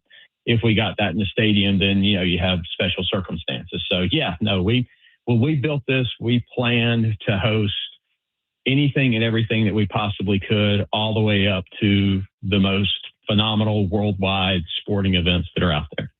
Well, we're excited for Olympic soccer in 2028. JD Wicker, San Diego State's athletic director, with us right now on San Diego Sports 760. I want to get into Pac-12, which is obviously going to be kind of re-unveiled later this summer, Aztec Hoops as well. But just one more on the stadium in general. When you have these different events come through, or these other partners that you're working with regularly, what do you hear about the venue? I mean, you keep landing these marquee events. What do people say to you and your staff about the venue as they come through it, whether it's concert vendors, the other events you do in the winter, these soccer events and more?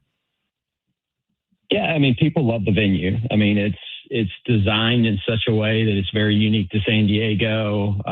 It was fun to see all the Arizona and SMU fans and folks that I talked to. They were like, this is an amazing stadium, and we don't know why we don't have this on our campus. So we paid a lot of attention to all of the different areas. Everything's purpose built in that stadium. We gave them very specific criteria that it had to be unique to San Diego, and how we wanted the premium to be, and how we wanted to do food and beverage in the building, and the architects and everyone else that's been involved, OVG, Aztec Shops, our soccer partners. have taken, the assets that we provided, and they've more than delivered on it. So it's, it's something that we've only received positive comments for, outside of a few grass issues here or there. But if you tune into the match tonight or you go, you're going to wonder if you're looking at Torrey Pines or if you're looking at the field, because the grass, we did monster trucks a week ago Sunday and finished the sod on Saturday. We'll play soccer on it tonight, and it's gorgeous. So it is one of the extra Super Bowl fields that was grown, but it is phenomenal. So wait, one of the fields that could have been used for the Super Bowl in Northern California is the field that's now on site at Snapdragon Stadium? Yep. That's crazy. That's a cool note. So That's a really cool note. They grow a bunch of fields depending on where they might need them and all that. So they had something left over, and we were fortunate enough that's the field that they delivered to us, and it is beautiful. All right. So if you're out there tonight for SDFC, you're going to see that at Snapdragon Stadium. Transitioning to the Pac-12, I want to say it was reported there were some meetings last week involving the future of the league. What's the latest, I guess? We're waiting on a Pac-12 football schedule that impacts, obviously, San Diego State directly. That presumably is coming sooner rather than later. What are some other items of interest as we're just now, a few months away from the official relaunch of the league? Yeah, we're really starting to get into some of the details of, how are we going to handle all the different championships and how many teams are going to be available? What type of league schedule are we going to play? We did see a version of a football schedule that there was one issue that had been overlooked that needed to be contemplated. So they went back to work. Hopefully we'll have a schedule in the next day or two, and then we'll see when the announcement comes with that. Talking about the launch and, what we want to do around that around July 1st, and some fun stuff that we can do, on campus as well as other places. But at this point, it's a lot of minutia and detail. We've obviously got, a lot of work to do around the broadcast piece, especially as we wrap up that, fourth package and what that means, and all of the events that are going to be going there and what we need to do to support that. And, so it's a lot of work still to be done, but we've got a great staff. Teresa Gould, the commissioner, recently hired Rick Hart, the former athletic director at SMU, to be her right hand. So we're, excited to have him on board and helping her. And he's another, someone with a lot of veteran in the industry that, understands what's going on today and what we need to do to be successful moving forward. JD Wicker with us right now in San Diego Sports 760. I'm curious from your perspective, JD, like when you have it, maybe it's not a blank canvas, but when you're starting like an upstart league, what the Pac-12 is about to be, what opportunities does that provide? As in, you're not kind of locked into things that occurred previously. So maybe you can get more creative in different ways, whether it's with television partners or in other capacities. Does a quote unquote blank canvas, like, does that open up the doors to some things that didn't present themselves maybe previously in the Mountain West potentially? Yeah. I mean, we look at ourselves as a challenger brand. What can we do that's going to go out and, is unique to us, that helps advance who, the Pac-12 institutions are? And, what does that look like around scheduling? What does that look like around how we host championships? Branding and those types of things moving forward. So that's all things that we're working through right now. And, it'll be fun. Information will continue to come out over the next couple months as we move towards July 1st. Obviously, we've got to announce where we're hosting, championships, especially the basketball championships. That'll be information that'll be coming out, in the coming months. At some point we'll have a base basketball schedule as well as the football schedule coming out, so people can start circling, those kind of dates. So it's going to be fun. And then it's working with our TV partners. This is while, we've worked with CBS before, USA and CW, this is new to us. So really, working with those partners to understand how we position, our games to get the best viewership. And, I really hope we cover all three windows on the West Coast with our our football games. You've got a 12, a 4, a 7:30, something like that. So we'll see how that continues to play out. Speaking of football, just in general, I mean, obviously the job that Sean Lewis and his staff did in year 2, from 3 wins to 9 wins, obviously playing to host a conference championship as late as the final week of the regular season. How do you feel overall about where the program is coming off the transfer portal, now heading into 2026? How is Sean and the staff navigating what's ahead coming off the success of last year?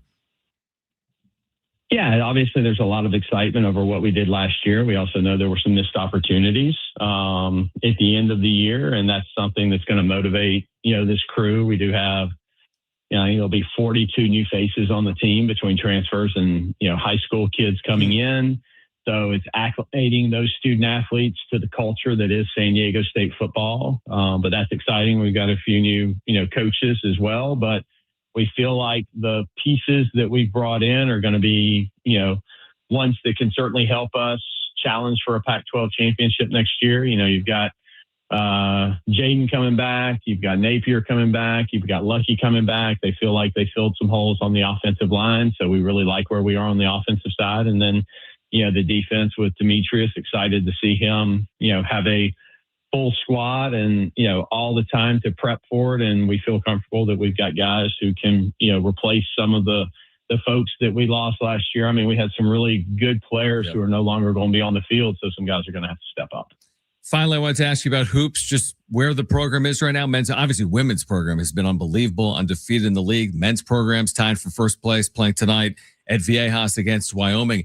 How do you feel about where the men's team is right now, kind of looking at the landscape of NCAA Division I hoops, but the Mountain West, where you've got Utah State, New Mexico, and San Diego State all at 9-2.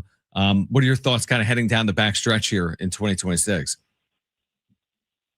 Yeah, pleased with how this team has played. Coming out of the non-conference, they've, played really well.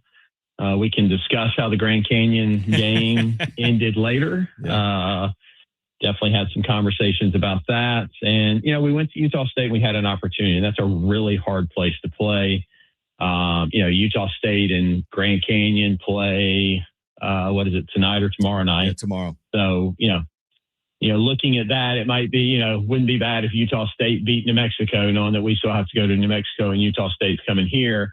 But, at the end of the day, we have to take care of business. We've got Wyoming and Air Force this week. So those are 2 games that, we should be able to handle and go into next week still being tied for first place in the league. And you never know what happens, elsewhere. We know Utah State or New Mexico, one of them's taking a third loss this week. So it's going to be us and somebody else. And then, you see what happens next weekend. But as long as we keep playing good ball like we have been recently, I feel comfortable that, we're going to be able to win some games that, we need to beat Utah State when they come here. And if we can go to New Mexico and win that game, that really helps our resume a lot. And, we'll continue to see where all the different metrics place us. And, I think we're going to need to make the championship game in the Mountain West Conference most likely. But, that's a place most years that's where we found ourselves. So we just need to play Aztec basketball and we'll get there. And then the women play Grand Canyon tomorrow night.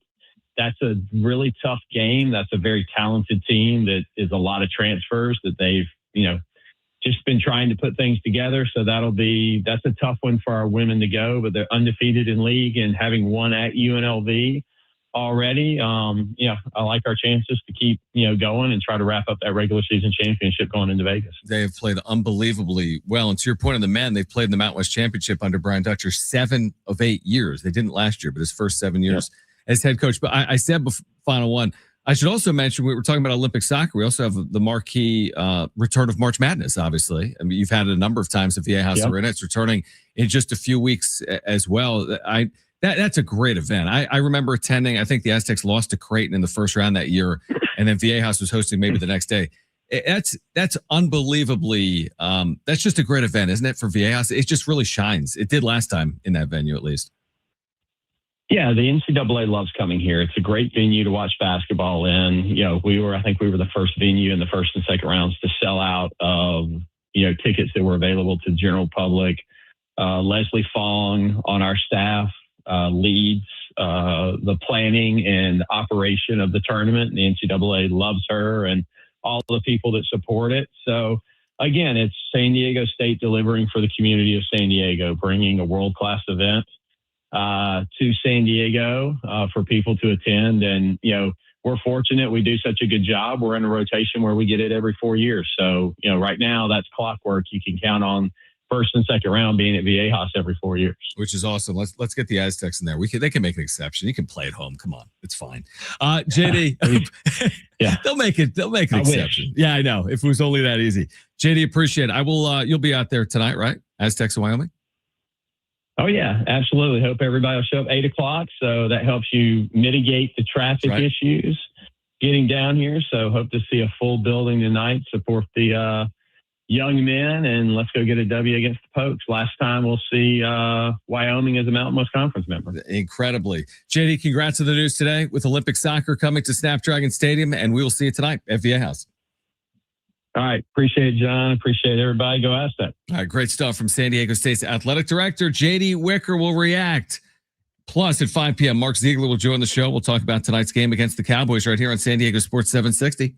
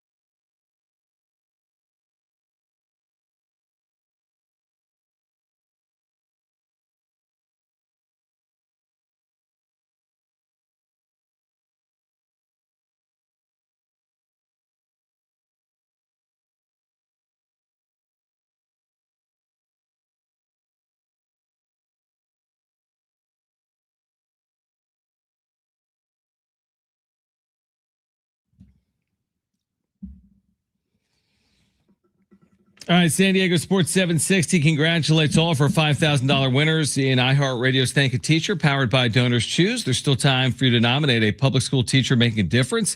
Maybe they'll be one of our next winners of $5,000 to make over their classroom. Help us say thank you to the educators shaping our future. Nominate your favorite teacher now at iHeartRadio.com/teachers. That's iHeartRadio.com/teachers. Mark Ziegler will join us live coming up at 5 p.m. Good to connect there with JD Wicker. You know what was announced today, and we'll hit on it here for a couple of minutes. I can touch on the other side as well. The Mountain West, the league that San Diego State is currently in, but leaving for the Pac-12, the Mountain West today announced its new TV deal. Remember, the Pac-12 announced that CBS, the USA Network, and the CW would be the primary tenants or whatever the word is of their next TV deal. And JD has referenced the fact that there could be a fourth partner for like Olympic sports and maybe some other events that aren't currently part of those TV packages. The Mountain West today announced, I think in terms of partners, a similar deal. But I think if you read inside the fine print, it's not really a similar deal to the Pac-12. So the Mountain West has a deal with CBS. They have a deal with Fox. They already had a deal with CBS and Fox. That's the current deal they have, right? So they've renewed those deals. They've added the CW as well, which is what the Pac-12 has. So the only difference is USA, right? Well, here's the other thing. The Mountain West is now taking the games that aren't on CBS, Fox, or the CW. And by the way, it's going to be a lot.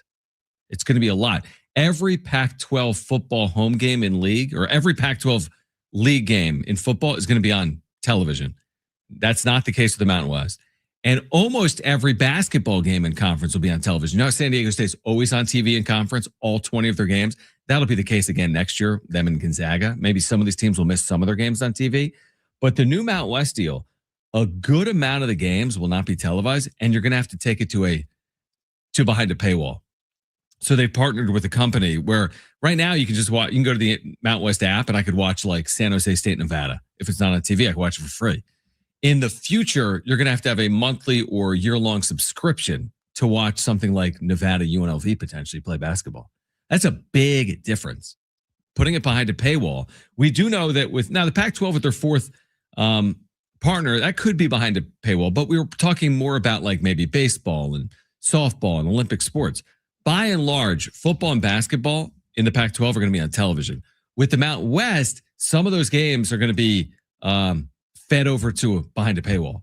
So that's a big distinction for me, where right now, if you're a San Diego State fan, by and large, nothing is behind a paywall, and it won't be in the Pac-12, where in the future, the Mountain West is going to be putting a lot of men's basketball games next year are going to ultimately end up behind a paywall. That's a big difference for me.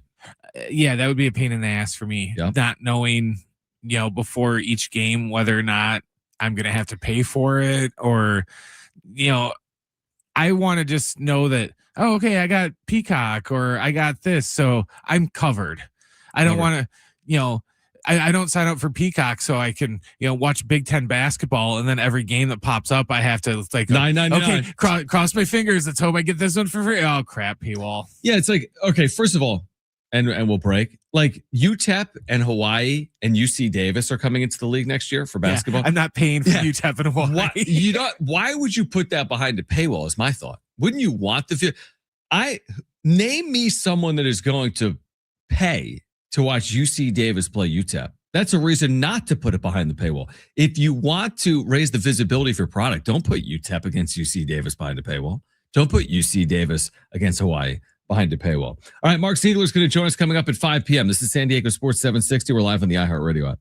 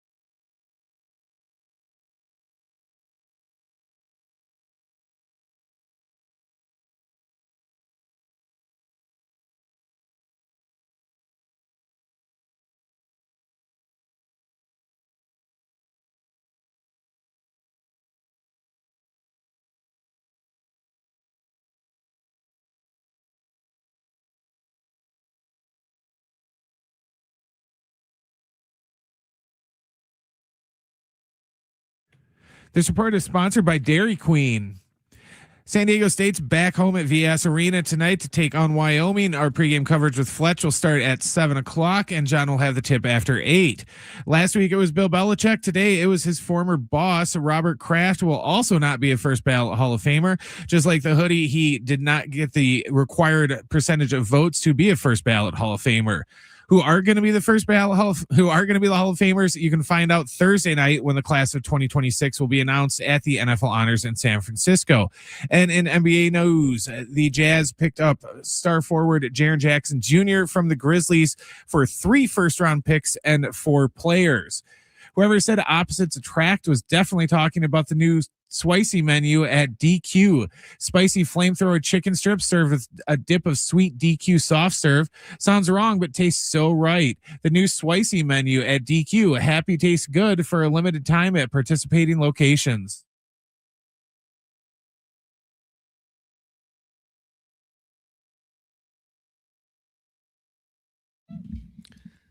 All right, John Schaefer, Brent Sperry back with you. Mark Ziegler is going to join us coming up at 5 p.m. Brent just brought up a really interesting point to me off air. It's about the future expansion of the NFL regular season, which feels inevitable, that they're going to go from 17 games, which never really made any sense, to 18, which honestly, I think 18 makes even less sense. And again, it's like you're not going to go back in time. Like they're not going to go backwards and go back to 16 games, but 16 was the right number. You can't have it both ways. And let me explain this. And then Brent, you'll make your point on the saturation, which I agree with. You can't flood my television with the safety of the game ads and then increase the number of times you're playing professional football. Cause like it's an oxymoron. I think Rich would even say this, who played in the league for a long time. Like, it can't be safe. There's no such thing. You can make something safer. Like you can make, I don't know, like the Army can make certain equipment safer, but when you're at combat, I mean, there's no such thing as like safe. Not to compare battle to football. They're different, obviously. But my point is, in full contact sports like football, when you have pads and helmets, you can change the helmet. You can put that additional helmet on top of the helmet. You can do whatever. You can change the rules. You can create different penalties. At the end of the day, the collisions that occur in football don't occur in other walks of life by and large. So you can't tell me by playing more games, there's any part of it that is making things safer. No, that'd be like saying that they've made a safer cigarette. To where it's like, no, because technically, no cigarette is, healthy for you. So even the quote safer one would still be bad. But marketing is amazing because you know what? They do market certain things. It's like, well, this type of alcoholic drink is refreshing and low cal and not as much. But at the end of the day, you're still drinking alcohol. At the end of the day, you're still smoking cigarettes. And at the end of the day, even with a better helmet, you're still playing football. The 18 games only is the regular season. Well, they've been hypocrites about this forever because, they would always go on and preach about how much like you said, they care about player safety. And they'd be like, oh, we're so worried about player safety. Oh, and by the way, when I'm done, check on our big hits of the week top 10 montage on NFL.com. And by the way, 7 out of the top 10 were all illegal hits, but we're going to show them anyways. And then the other point is your point. At some point, you're going to get to like an oversaturation. Now, I don't know what the number is. Apparently it wasn't 17. Ratings are pretty good. And it's probably not 18. But when they get to 18, are they going to try to go to 20? So like to what end is always my point. You're going to play football now half of the year because you need to create more revenue. So you're going to stretch the season out another few weeks. Look, in my opinion, what makes football special is that we only get it like 2 or 3 times a week. We have to wait every week. It's not like, baseball and Monday, Tuesday, NBA Wednesday, where it's like you might get to watch 4 or 5 games every week to where it dulls the impact of it because look at like the Padres. If they only played 20 games, all 20 games are just vitally important opposed to the 162 to where if I miss game 93 against the Marlins, it's not like the end of the world. I'm not going to lose any sleep over it. I'm just worried that And the NFL's got the ego to do it because they've already stepped on, college football's time. They stepped on the NBA's time on Christmas. They don't really care. They're just going to do what they're going to do. But I'm just worried that if it gets to the point of, we're going to have the Thursday night game, and then they'll throw a Saturday game, then a Sunday game, then we got the Monday game, and then special events because it's New Year's Day is on a Wednesday or some crap this year, so then we're gonna have a game on Wednesday this year, and they're just gonna try and not weasel their way, but they're gonna try and sneak their way in there as many days as possible. And I think then it won't be the same. I'm pretty sure, Brett, the grand plan. This is the grand plan. Super Bowl Sunday every year falls President's Day Sunday, which is 1 week later than the Super Bowl is currently played. For example, this year, President's Day is the 16th, a Monday. It's a federal national holiday. By moving the season back a week, and I don't know how you're going to do that, because if you're playing 18 games, are you going to have 2 bye weeks in the season or 1? But if you only had 1 like it is now, if you play 18 games in 19 weeks, then your Super Bowl is played on President's Day weekend, where most Americans are then off on Monday. I think that is the grand plan for the NFL. Well, there's already been traction of trying to make that Monday after the Super Bowl a national holiday to start with. But are you going to do that if President's Day is 1 week later? Sure. They don't care. But I mean, but the thing is, they can already do it without even getting it to be a holiday. Just move the Super Bowl back. NFL's a winner. Now you're creating another week, right? But I think going back to the ego of the NFL, they don't want the day to be an off day just because it's President's Day and that just coincides with the day after the Super Bowl. They would want the day off to be a holiday solely because of them. Right. We don't want anybody going, oh yeah, I didn't have to work today because it's President's Day. No, they want them to go, oh no, we don't have to work because the NFL said we didn't have to work. Yeah, the today. only weird part, like if it was on President's Day, like for example, I don't know if at iHeart, do we work on President's Day? I have no idea. We do not. So the weird part about that is like you wouldn't be talking about sports the day after the Super Bowl. I mean, you might be depending on the market, but like here, be like, oh, let's talk about the Super Bowl Tuesday. That would be a little weird. Again, do I think they get to 18 games? Yes. Do I think the players absolutely despise that idea? Yes. I thought they despised it to go to 17. Now, how do you get people to, how do you twist their arms? Well, financially, obviously, is the way to do it. But I mean, we're going to reach a point where you're asking a good amount of the players. 18 professional football games in the regular season plus the postseason is, I mean, what are you going to do? Expand the rosters, change the rules? It seems like it's a lot. Well, on top of that, it's like, oh, okay, well, say hypothetically then for your argument, NFL owners, you want us to go 18 regular season. So what, we're going to cut out like 2 weeks of the preseason, right? Yeah. Oh, we're not? That's right. Because you charge full game prices for preseason games. So people have to, pay a full game price to watch some fifth stringer that in a week's not even going to be on the roster. Yeah, I'm curious to see where it goes. The other thing the NFL is doing, if you've been paying attention, Brent mentioned it yesterday, all they do is add international games. They've gone from 2 in London a decade ago to 9. There's now 9 games around the world, including Melbourne, right? Yeah. Paris. Yeah, they added 3 new sites this year, for next year, I should say.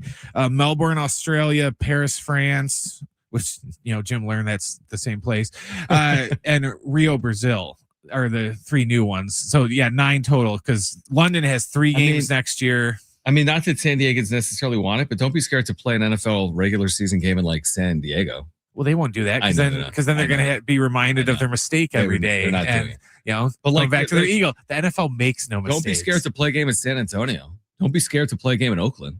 Don't be scared to play a game in St. Louis. Hey, they played games in Oakland. Yeah, they did. They did, right? Yeah. Exactly. All right. At 5 p.m., Mark Ziegler from the UT getting us ready for the Aztecs and the Wyoming Cowboys tonight, plus his thoughts on Olympic soccer coming to San Diego. We're here until 6. This is San Diego Sports 760. We're live on the iHeartRadio app.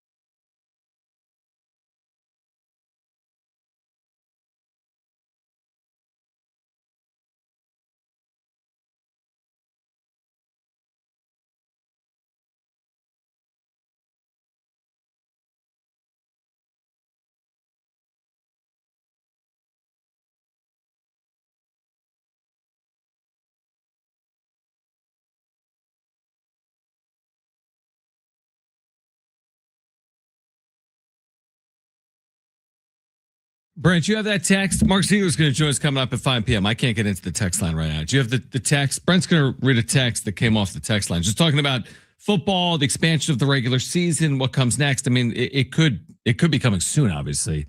The expansion of the regular season. What was the text? 815 said, as a massive football fan, this was the first year I felt burnout. Games 4 days a week, games every Sunday at the crack of dawn. Sure, I don't have to watch them all, but the beauty before was watching all the games at once between the noon window and Sunday Night Football. Throw in a Monday Night Football game, it's just too much. That's the other point I've made, and thank you for putting the Westminster Dog Show on. The other point I've made is that, you know, people have always enjoyed what is it, Sunday Ticket, Brent, where you could buy it and you can watch all games. And it's expensive, but that's an understatement. It's hundreds of dollars, right? I'm sure a lot of our listeners have it. It's like $0.75 of a month's rent, right, just to watch football. Okay, so it's a lot of money, but you get to watch all of the games by and large. But here's the problem, to Brent's earlier point. When you start piecemealing out Christmas Day and Thanksgiving Day, which has been done forever, and Monday night and Thursday night and Sunday night, all of a sudden and bye weeks, there are weeks in there where there's 2 or 3 games played in the late window, the West Coast window. There's more games always in the 1 o'clock window, but you're spending all this money. And yeah, there's a window where there's 5, 6, 7 games on, but then the other window has 2 or 3 games on, and you're spending all this money. When you start playing 3 or 4 games off a Sunday, you're kind of taking away from the incentive of being a subscriber to Sunday Ticket, aren't you? Well, and then you throw in the fact that, you know, if you really truly want to watch all the games, you're going to need a Peacock subscription. You're going to need a Netflix. Paramount Plus subscription. You're going to need a Netflix subscription. You're going to need the Amazon Prime subscription. So, you know, to watch all of those, you're going to have to spend, you know, close to $80 roughly just on other streaming services just to watch all the games. And, you know, the more spread out it gets, the more they're going to do that. Because, you know, it's not just coincidence that they keep licensing out all these games to multiple streaming companies. They're doing it so that they can try and get, you know, fans to buy as many streaming services as possible. And I always say this, you know, I just said it 10 minutes ago, the to what end comment. What I mean by that is eventually, I get it. The NFL is a king of American sport, justifiably so. It's not to take away from everyone understands the value of the league. Even our listeners in San Diego, even post Chargers, a ton of San Diegans spend Sundays watching football. Understandably so. I'm not telling you not to watch it at all. Even post NFL in San Diego with the Chargers. I guess my point is, at some point, aren't you rubbing too many people the wrong way? And does it catch up to some extent? Not that NFL is ever going to take a back seat to the NBA or Major League Baseball or the NHL or Major League Soccer. That isn't my point. But will it keep growing exponentially when you're asking your fans to have every single streaming service, to take every single day of their week, to watch games in London at 5 a.m. Pacific, and to, you know, like all the things, like it just feels like it's only being done in an effort to create revenue for the league, which they're a business. It's America. It's capitalism. That's a fair justification, but not at the expense of those that support your league. And it does feel like they're walking a little bit of a tightrope there where it could be problematic. Well, then you even throw in, and I give the NFL credit for this because, you know, this is the skill. This is something that Major League Baseball is horrible at. They do a good job of keeping themselves relevant and in the news in the off season. Sure. But on the flip side, that can get annoying too, though. You know, do we really need 4 days of the NFL draft? You know, I didn't have any problem with the way it was before when, you know, the first 2 rounds are on one day and then the later rounds are just on the weekend. But now it's, only the first round is on Thursday and then the second round's on Friday and then the third round, you know, then they have to stretch it all out, you know, throughout the week. And it's just, they want anybody else to get any of the limelight. So at times it kind of feels like, you know, we always joke about golf, and we're kind of learning now with MLS and soccer that it seems like, you know, their off season is like 2 weeks long and then they like start right back up again. I don't want the NFL to feel like that, to where it's like, hey, you know, Super Bowl's on Sunday and then like 2 weeks ago, you know, we have 2 weeks to kind of decompress from the season, and then it's time to go again. Yeah. I mean, that would be my knock. Listen, I think what makes college football special is that traditionally there is a very long off season, but now you're pushing the playoff into the middle of January. Next year, it's January 25th, I think we were told today, the 24th or the 25th. And like at some point, that's a little late. Like, I think a lot of college football fans appreciate what New Year's Day represents. Not to say you have to crown a national champion on New Year's Day, but could it be a semifinal? Could you move some stuff up? And then all of a sudden, could you crown a national champion a week later? January 7th or January 8th. January 25th feels late. It's like you're pushing up against the Super Bowl. People have kind of moved on. You expect college football to reach its crescendo in December or January 1st. So, yeah, I agree with that. And there's something about the return of football up, Brett, where you're like, man, it's been so long. We haven't had it for so long. There's something special about week 1 in the NFL or week 0 or week 1 in college football. But if all of a sudden it feels like it's more of a year-round event, that's going to rub off. Like, you're not going to have that same feel, maybe? I'm not sure. I don't know. Again, it's America and people love football. I'm not arguing that. I love football. Most people love football. It's an amazing game. It's wonderful on television. Okay, like it just is. It sits in a 3-hour window. It's an amazing game, but you still have to protect against the scarcity. You want it to be scarce. You don't want it to feel like you get it anytime you want it. And I don't know if we're running up against that or not, but it feels like we might be running up against that moving forward. It's like, I love pizza, but if can't eat it every night. But yeah, if I ate pizza for every meal every single day for like 3 months, by the time I'm halfway through the second month, I'm, I'd rather eat dirt than I eat pizza. I think, so. And even like the would you agree on like some of the Sunday windows? Like, okay, the London game at 6 a.m. or right, 6:30, followed by the 10 a.m. window, followed by the 1 p.m. window, followed by the 5 p.m. window. I mean, it's a lot. I wish they would rework how they flex things out. So, because right now they can only flex the Sunday night game. I want it so that we can flex out some of these Thursday night games once they get going.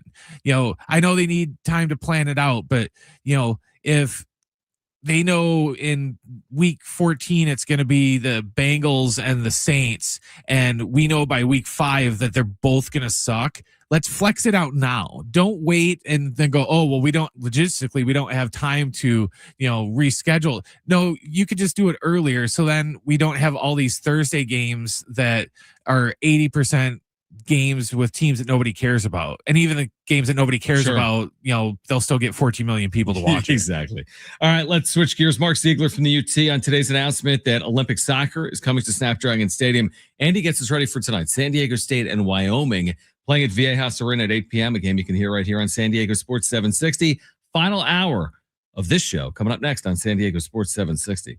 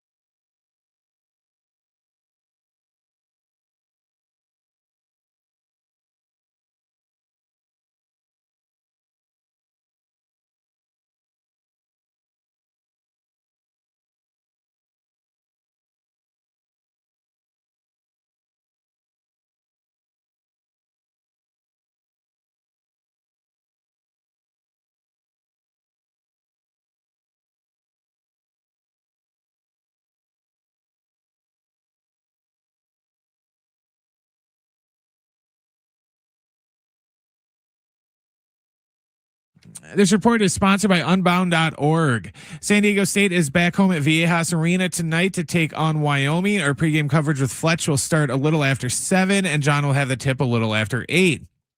Last week it was Bill Belichick. Today it was his former boss, Robert Kraft, who will also not be in the first ballot Hall of Famer. Just like the hoodie, he failed to get the required percentage of first place for first ballot votes. The actual class of 2026 is going to be announced Thursday night at the NFL Honors in San Francisco. And the Jazz acquired star forward Jaren Jackson Jr. from the Grizzlies today for 3 first-round picks and 4 players. Right now, there are young people across the world facing a tough choice: continue their dream of education or drop out to help their family put food on the table. You can help change their future in a single moment. See how far your support can go at unbound.org.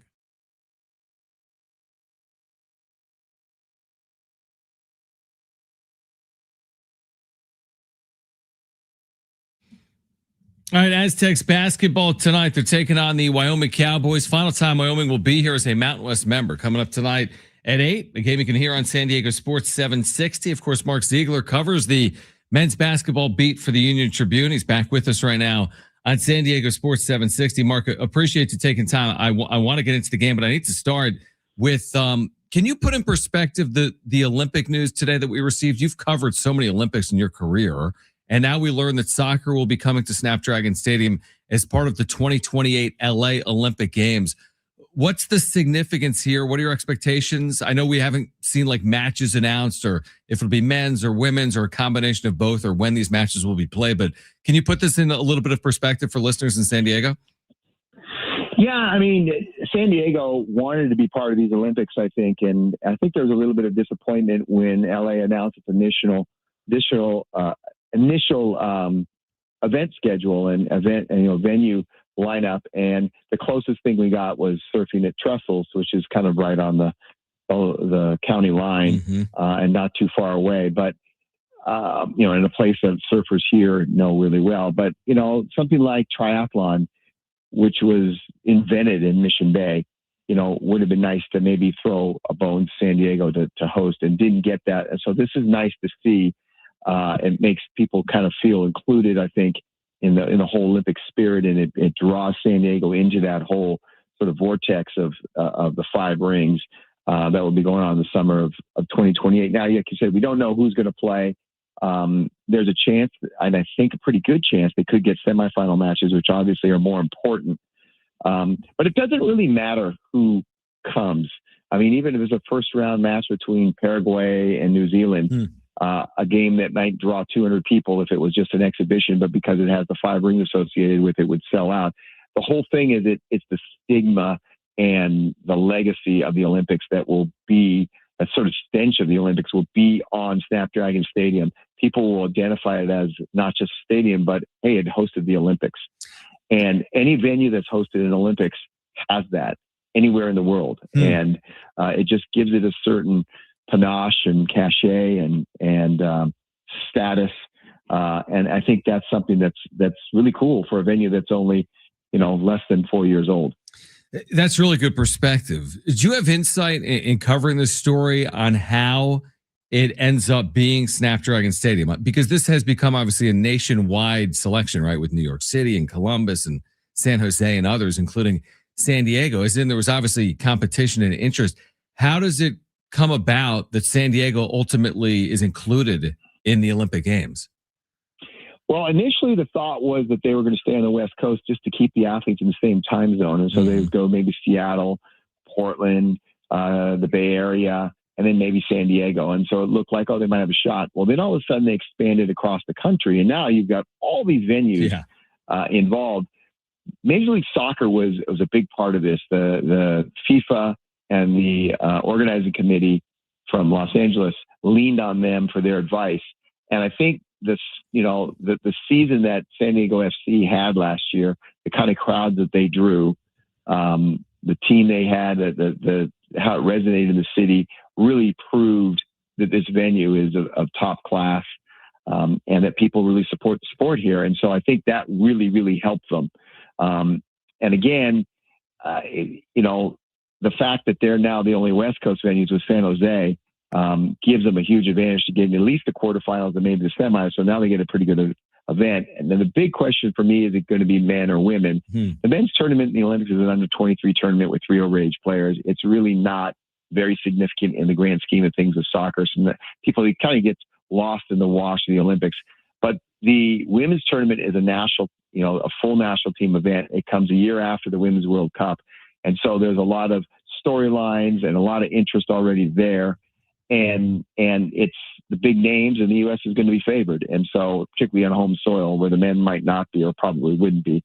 And so that is the event you want. And a women's semis here going to the finals of the Rose Bowl would be, just perfect for them. I got one more for you. I'm not sure if you follow this, but the 2031 Women's World Cup is in the U.S., correct? It is. Yes. Is Snapdragon, because I want to say I saw a while ago, this is going back weeks, if not a couple of months, that there were proposed host stadiums for the 2031 Women's World Cup. And I do believe that included Snapdragon Stadium. Would your expectation be that Snapdragon could be potentially in line to host Women's World Cup games in the future?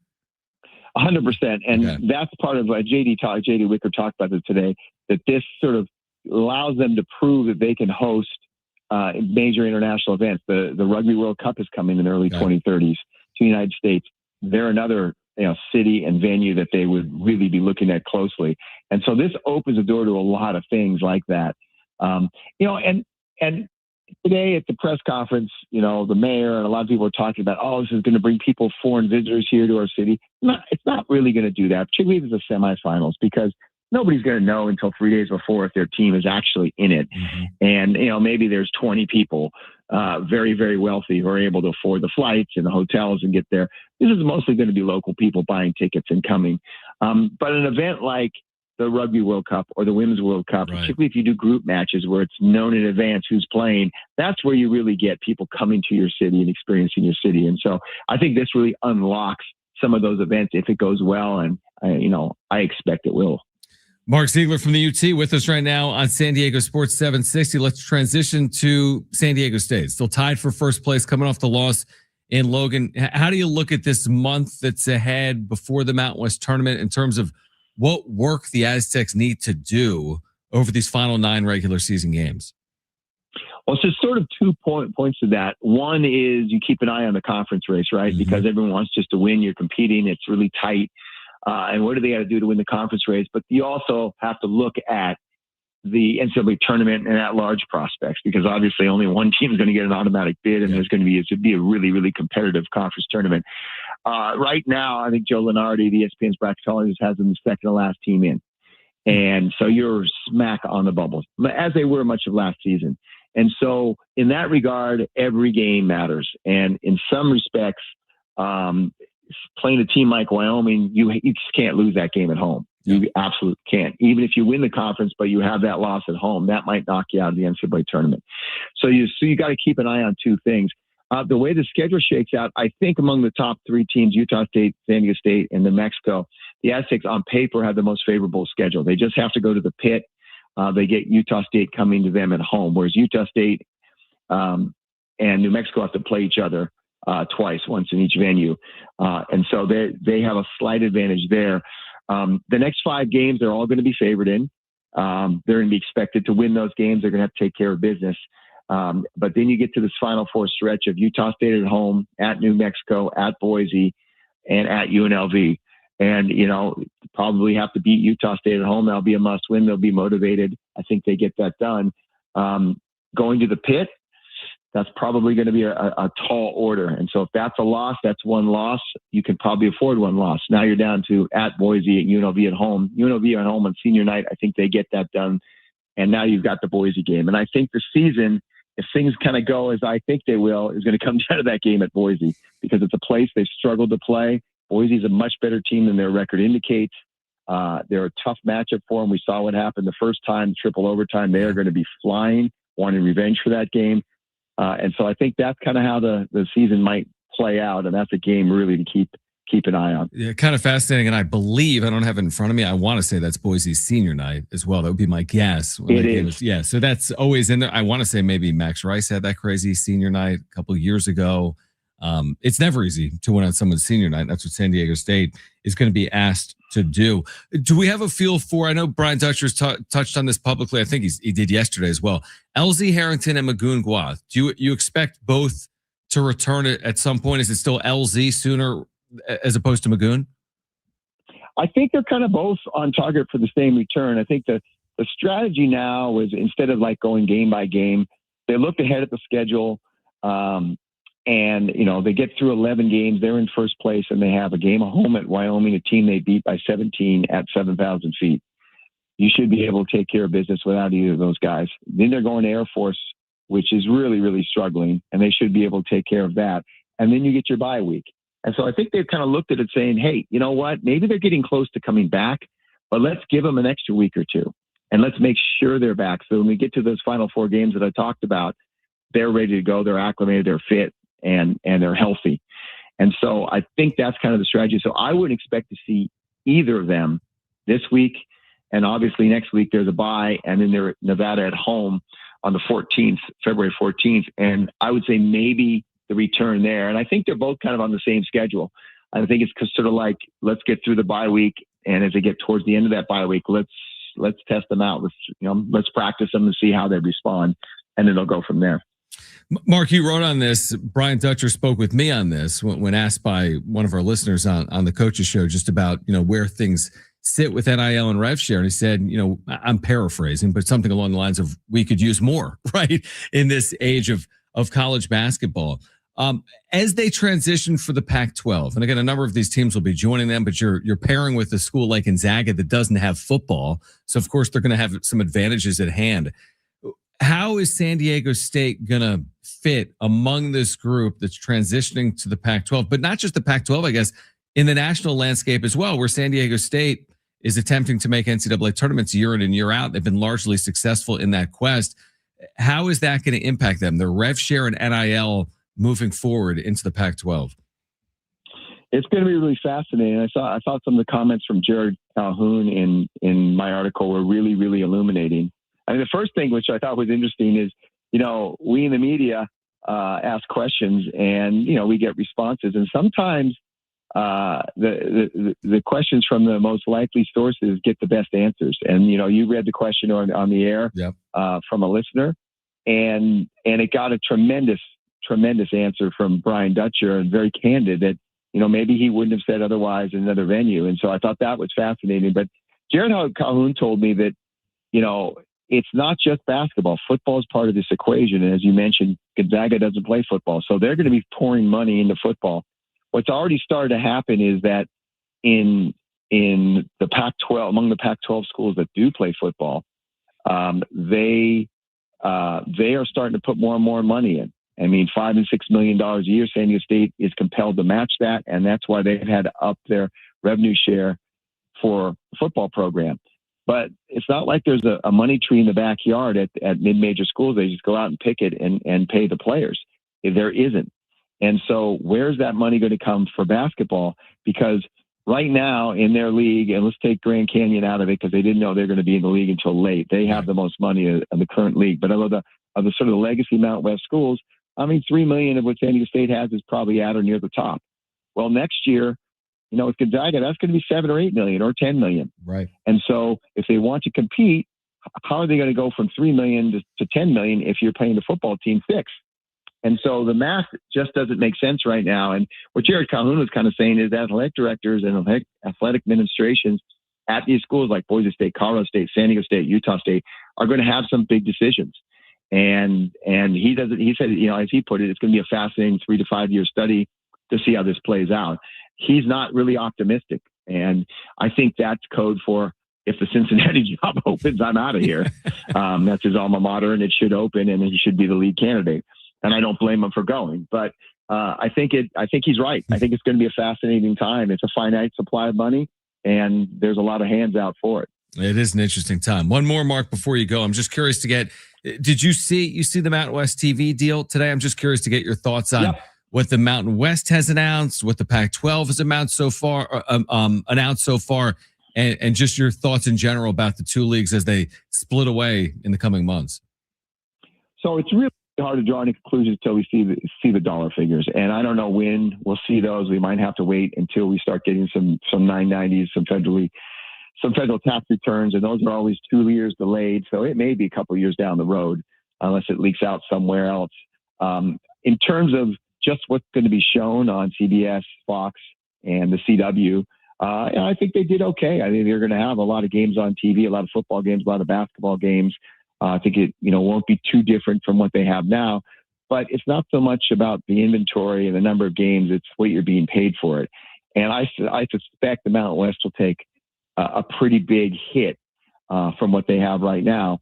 But there's also been reports that the Pac-12 is not going to get what everyone thought it was going to get and what they thought they would get early on. And so it may be a case of both leagues being a little bit under what they initially projected and having to deal with that. Again, that's just one more stress on your budget. And so, again, I don't know when we're going to find out the numbers, but I don't think we can draw really any real conclusions till we get them. Mark, always appreciate it. Thank you, as always, for the insight. I will see you tonight down there at Viejas Arena.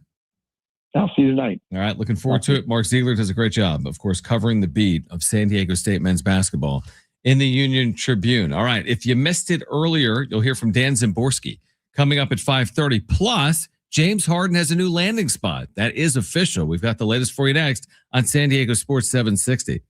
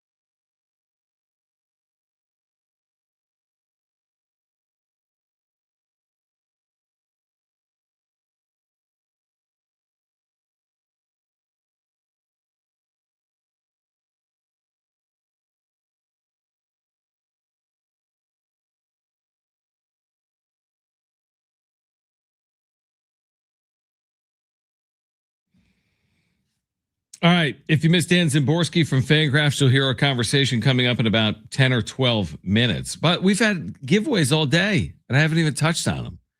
One of those days, Brian. We'll give away Aztec tickets for the Grand Canyon game, which is 2 weeks from tonight at Viejas Arena. We'll do it in 5 minutes. So do not go anywhere. We'll give away Aztec tickets for Grand Canyon coming up 2 weeks from tonight at Viejas Arena. We'll do that in about 5 minutes. Officially official, this happened quickly. James Harden has been traded to the Cleveland Cavaliers for Darius Garland and a second-round pick. We learned yesterday during their game, the Clippers entering last night were the hottest team in the NBA. They've been rolling. They got annihilated last night at home by Philadelphia, and we learned during the game that James Harden was asking out, essentially, and the Clippers are going to trade him away. So now you've got Harden with going to Cleveland, and now you've got Darius Garland teaming with Kawhi Leonard. Donovan Mitchell, James Harden will meet up in Cleveland as this played out earlier today. Harden, like, how many times has he been traded at the trade deadline? Like every year? Well, that's like his thing now. And the weird thing about it is there's never any signs of, trouble in paradise, so to speak, at all with any of these teams. And then all of a sudden, once we get to like a day or two within the trade deadline, he just comes out of nowhere and demands a trade. He just did it with the Clippers. He did it when he was in Brooklyn. He did it when he was in Houston. He did it when he was with Philadelphia. Yeah, exactly. Pretty much every team he played for except for OKC, because he didn't have the stroke yet when he played for OKC to really demand anything.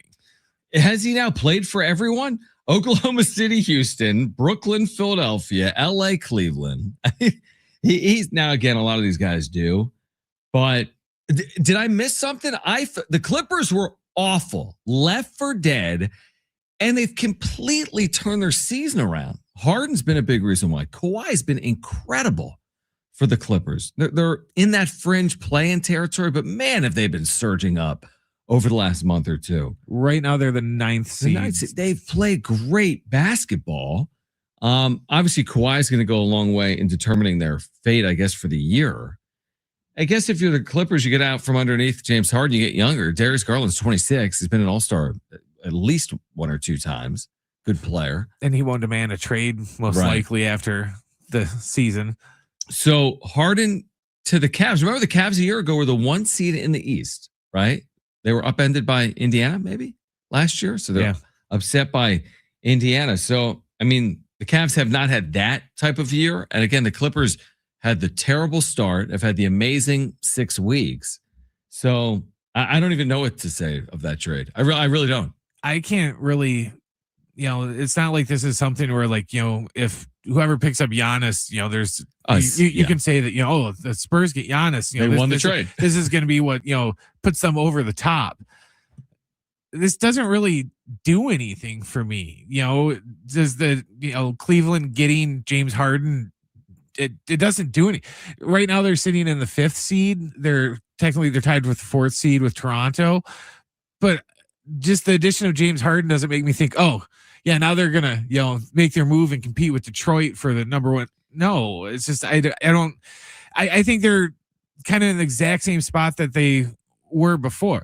It kind of reminds me earlier, as the end of last week or super early during this week, when there was a trade in the NBA and Barkley and them were just like, this makes no sense because this trade does nothing for either team. I think it was the earlier trade the Grizzlies made in the week. I can't remember who it was for, but they said this benefits neither team and it makes no sense why they did it. But aren't some of the deals, like, correct me if I'm wrong, aren't a lot of the NBA deals predicated on salary space and contracts? So like, it's not necessarily, and I agree with you. It's like you look at the Eastern Conference right now, Cleveland's in 5th place, only a game better than 6th place, maybe a game out of 4th place. And then you look at the Clippers, and as we've talked about, they've played really good basketball, but they're still the 9th seed. And the best case is what, a 6 type seed? I mean, that's wishful. They're 6.5 games behind the 7. So they're going to be the 8 or the 9. I mean, 6.5 games is ridiculous to make up. You have to go like 28-3 to overtake that. So yeah, these teams are probably destined for the same result regardless. Like Cleveland's not going to win the East, right? Clippers aren't going to win the West, obviously. So it's just like, I don't know what it is. Exchanging contracts, Clippers getting younger. I don't know who it serves. Well, and it'd be one thing too if like James Harden was just this outstanding playoff performer to where Cleveland's like, oh yeah, we're gonna get him. So when we get into the playoffs, he's gonna be this explosive weapon. But James Harden, and to a certain degree, he's kind of the Clayton Kershaw of basketball when it comes to the playoffs. He'll ball out like crazy during the regular season, and then he can't hit the broadside of a barn once the playoffs start. Right. No, 100%. All right. We promised you Aztec tickets for 2 weeks from tonight. San Diego State and Grand Canyon, 2 weeks from tonight. Call right now. Caller 7. You have 2 free tickets. San Diego State, Grand Canyon, 877-767-4760. 877-767-4760. 2 free tickets to see the Aztecs take on the Lopes. Grand Canyon, of course, had that crazy finish in Phoenix a week or so ago. Aztecs and Grand Canyon coming up 2 weeks from tonight. If you want 2 free tickets, call right now. Caller 7, you are going. 877-767-4760. Great giveaway. Yours right now by calling in. If you missed Dan Zimborski from Fangraphs, you'll hear him on the other side. This is San Diego Sports 760.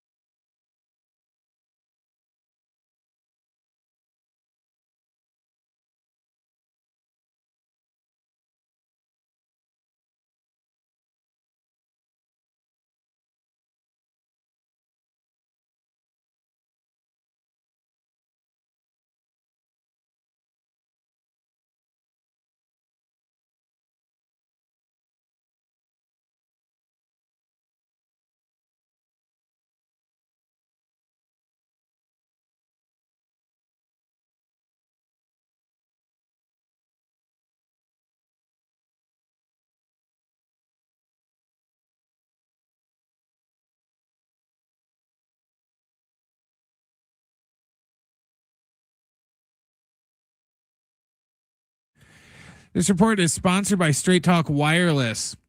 The Aztecs are back at Viejas Arena tonight to take on Wyoming. Our pregame coverage begins a little after 7 o'clock. John will have the tip after 8.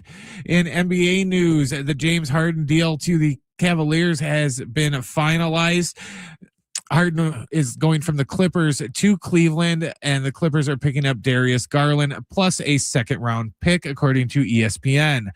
Last week, Bill Belichick was told he's not a first ballot Hall of Famer. Today, it was his former boss, Robert Kraft. Kraft did not receive the big enough percentage of votes to be a first ballot Hall of Famer. The actual class of 2026 is going to be announced Thursday night at the NFL Honors in San Francisco. Don't let data limits hold you back from being the gift master of your family group chat. Switch to Straight Talk Wireless and get real unlimited data on Verizon's 5G network. Straight Talk, available at straighttalk.com or Walmart.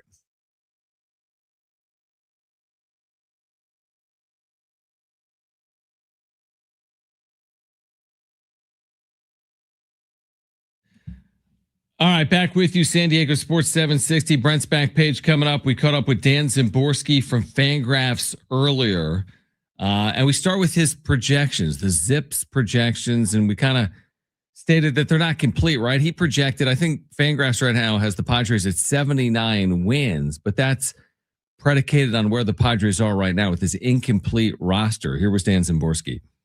Yeah, these are very early projections. Yeah. And the thing about projections is there's a very large error bar around them. Like even when you're projecting this time of year, there are a lot of assumptions you have to make about who's going to be on the team, who's going to play, and even projections can disagree with each other quite significantly.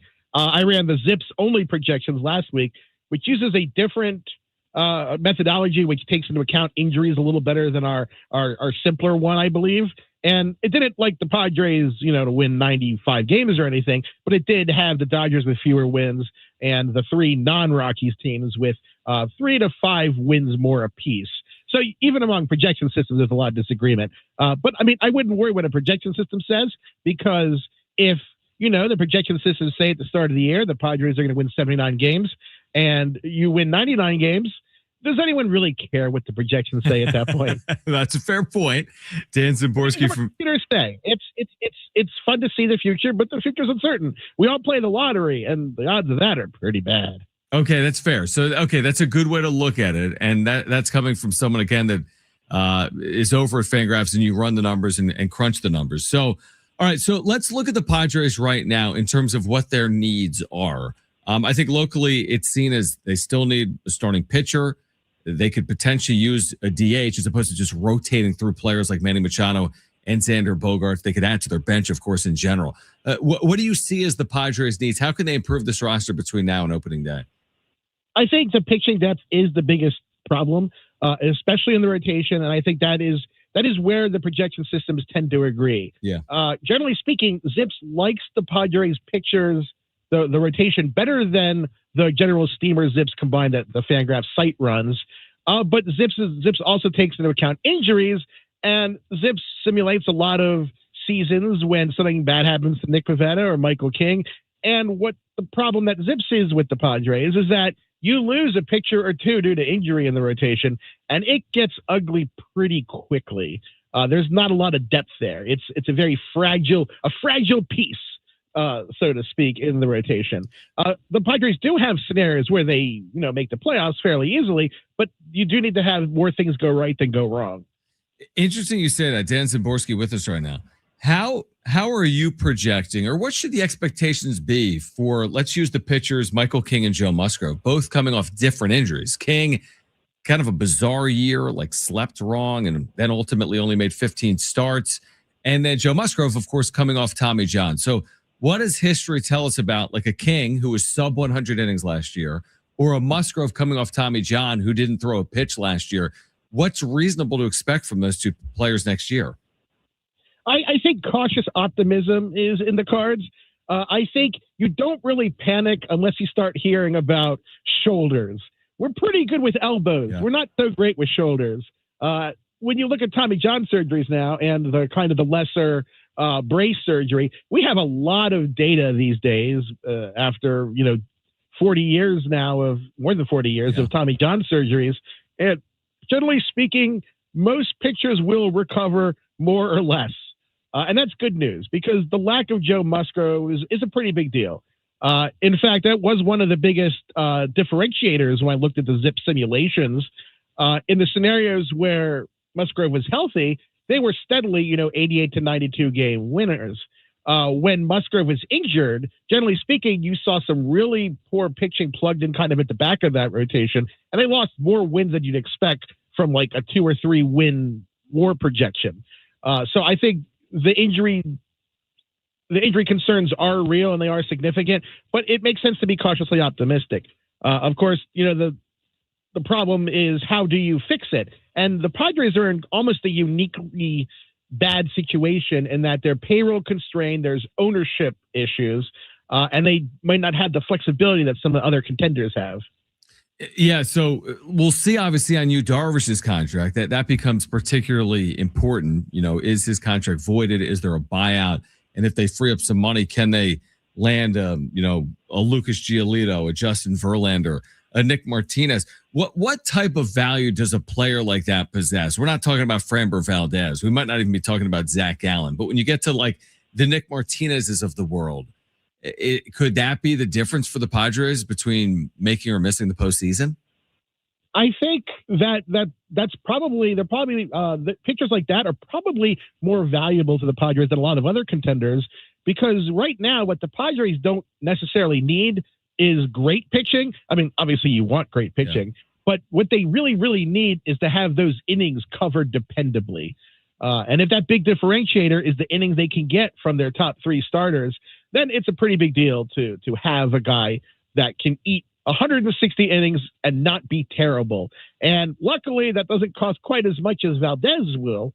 But I mean, we still have 2 months almost 2 months until the season starts. So a lot can happen. Who knows? There might be a crazy trade that we don't have no idea is in the works. Yeah, and AJ Preller over the years, has done some of his better work like around spring training, right? I think Nick Pivetta last year was around spring training. Yeah, I did not see the Dylan Cease trade coming. Good point. I didn't like it, but I didn't see the Matt Kemp trade coming all those years ago. And boy, I did not like that trade. If people did not like that, I did not like that trade. But that's a whole other barrel of apples. Yeah, that's going way back. But under AJ Preller's tenure here in San Diego, Dan Szymborski, Fangraphs with us right now on San Diego Sports 760.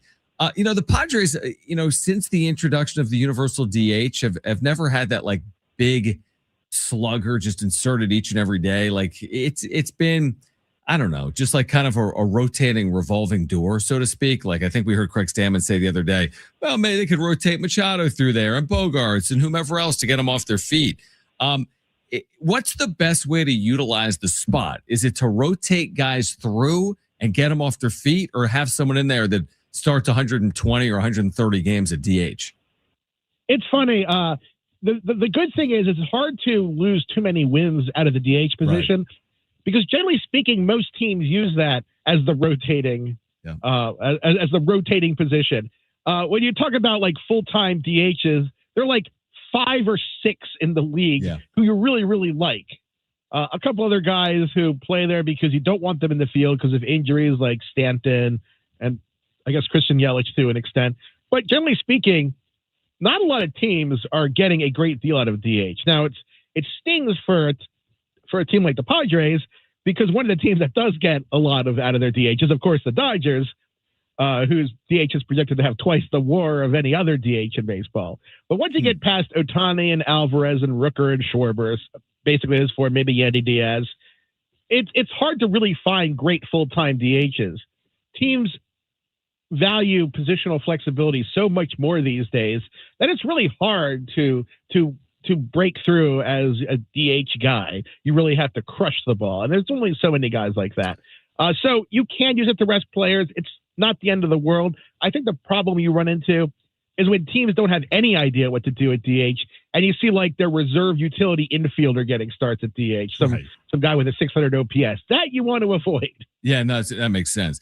Is your general expectation, like I go back to last year, not looking at like the deep dive on the offensive numbers for the Padres, but they lacked power and slug by and large. Like, I don't know what they finished in home runs, like 28th. I don't know where they were overall in slug, but it was not good.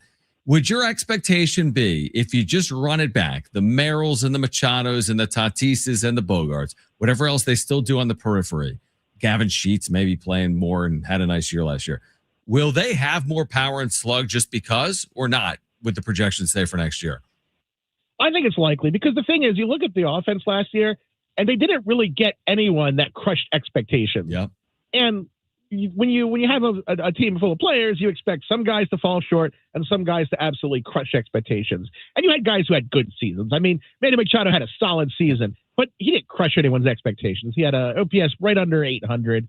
The Padres just didn't get any of those crazy seasons last year. And you can expect, again, at least one or two guys with a crazy season. And hopefully it's the guys like Bogarts or Machado or Merrill or Tatis who have those upsides to have just some insane high-end numbers. I think the offense will be fine. I don't think it's going to be.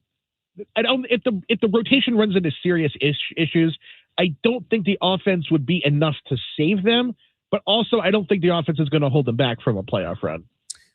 I'll put you on the spot. The second best team in the NL West will be whom and why? Behind the Dodgers, who do you think has the best chance to be the second best team between the Giants, the Diamondbacks, and the Padres?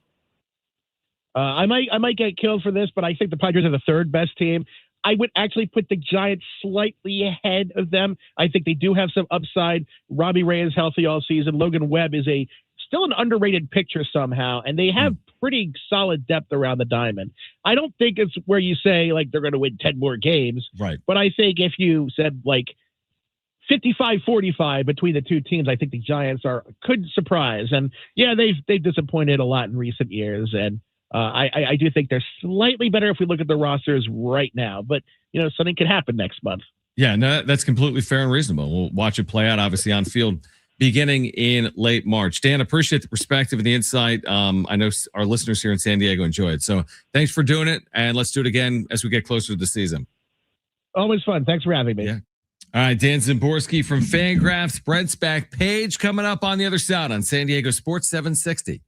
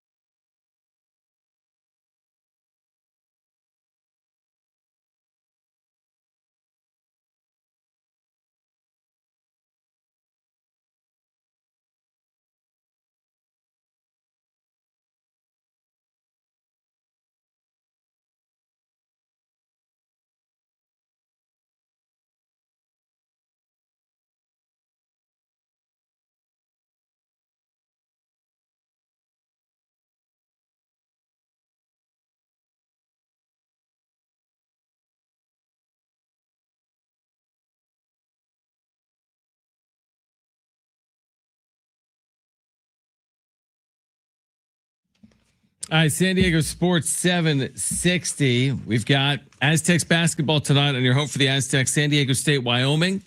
Mountain West Conference play continues for the first place Aztecs, tied with New Mexico and Utah State.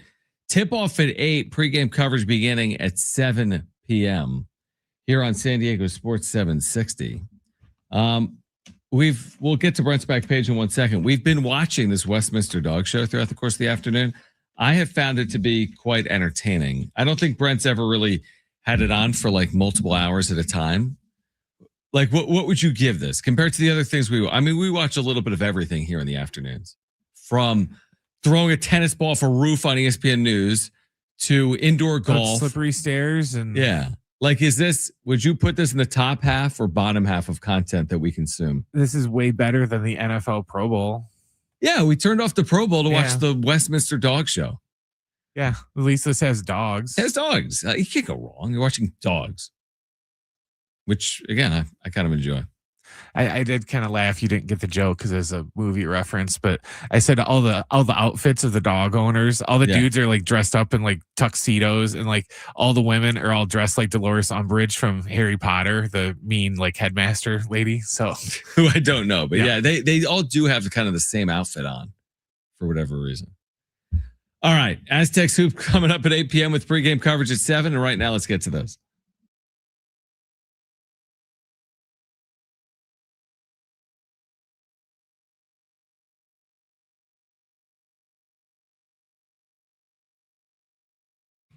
All right, we're going to start. We got GTA 6 news today, John. Okay. Grand Theft Auto. Yes. Grand Theft Auto 6's release date is set for November 19th of this year. And even though it suffered multiple delays, Take-Two Interactive, the company that pairs with Rockstar, they've announced that they are so confident that they are caught up and it's going to release on the promised date that they said that they announced today that they are getting ready to start the marketing campaign this summer. What was the holdup? Oh, no pun intended. Hold up, right? Rockstar doesn't like releasing stuff that isn't done yet. There's kind of a trend these days where lots of game companies will they'll release an unfinished game and then they will fix it through patches and stuff like that. And it's kind of annoying because then they release a essentially broken game that will be full of glitches and stuff, and then you have to wait farther down the line for them to fix it for it to actually be playable.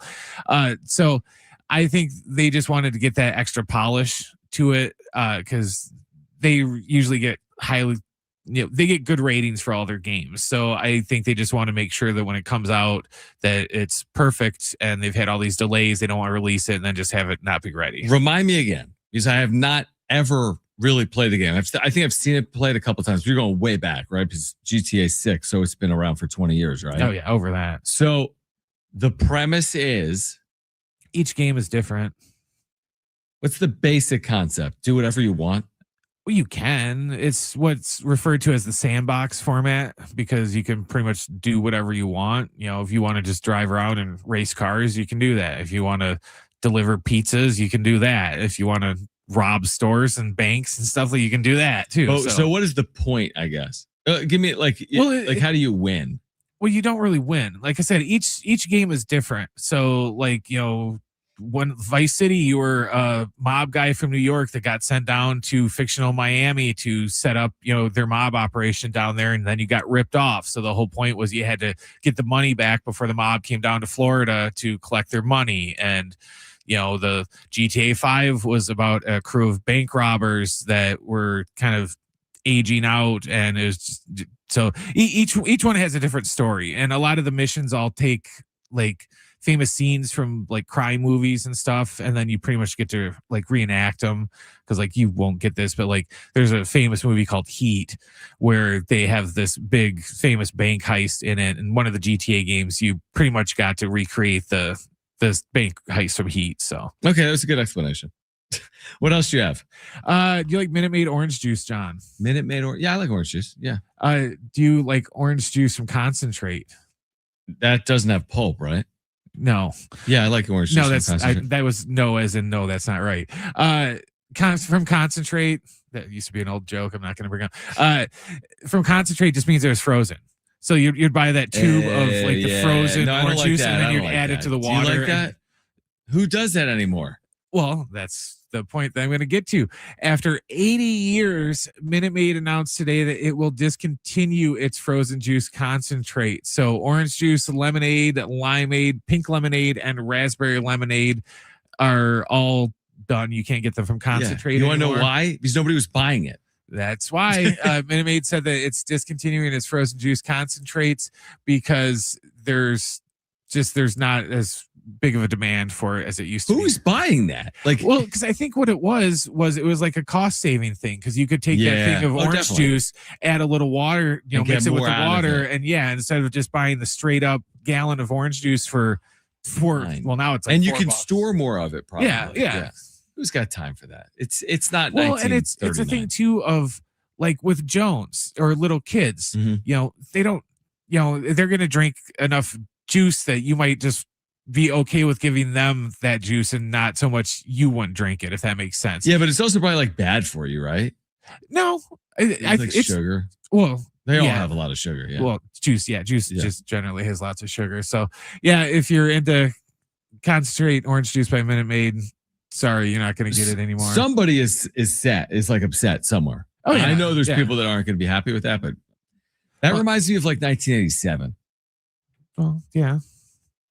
So that was 39 years ago. Yeah, I don't know. We were never a big concentrate No. orange juice No. family either. And then finally, Hostess has a new spring snack lineup that is on the way, which includes a new mini churro donuts, lemon blueberry coffee cakes, a frosted golden cake cupcake with marshmallow filling and icing, and on some welcome back items that they're bringing back, carrot cake donuts and key lime cupcakes. Key lime cupcakes? Yes. That sounds really And good. there's also a rumor on the key lime cupcakes are a rumor, so they don't know when those will be released, but that's a rumor for a new flavor. Yeah, key lime cupcake sounds incredible. To be honest with you, that sounds incredible. And I love those little donuts. I eat those all the time, so I'm all for carrot. And that's cake a ones. spring lineup. Yes. Wow. Well, it makes sense because carrot cake, Easter, and Yeah. That's great. Yeah, great point.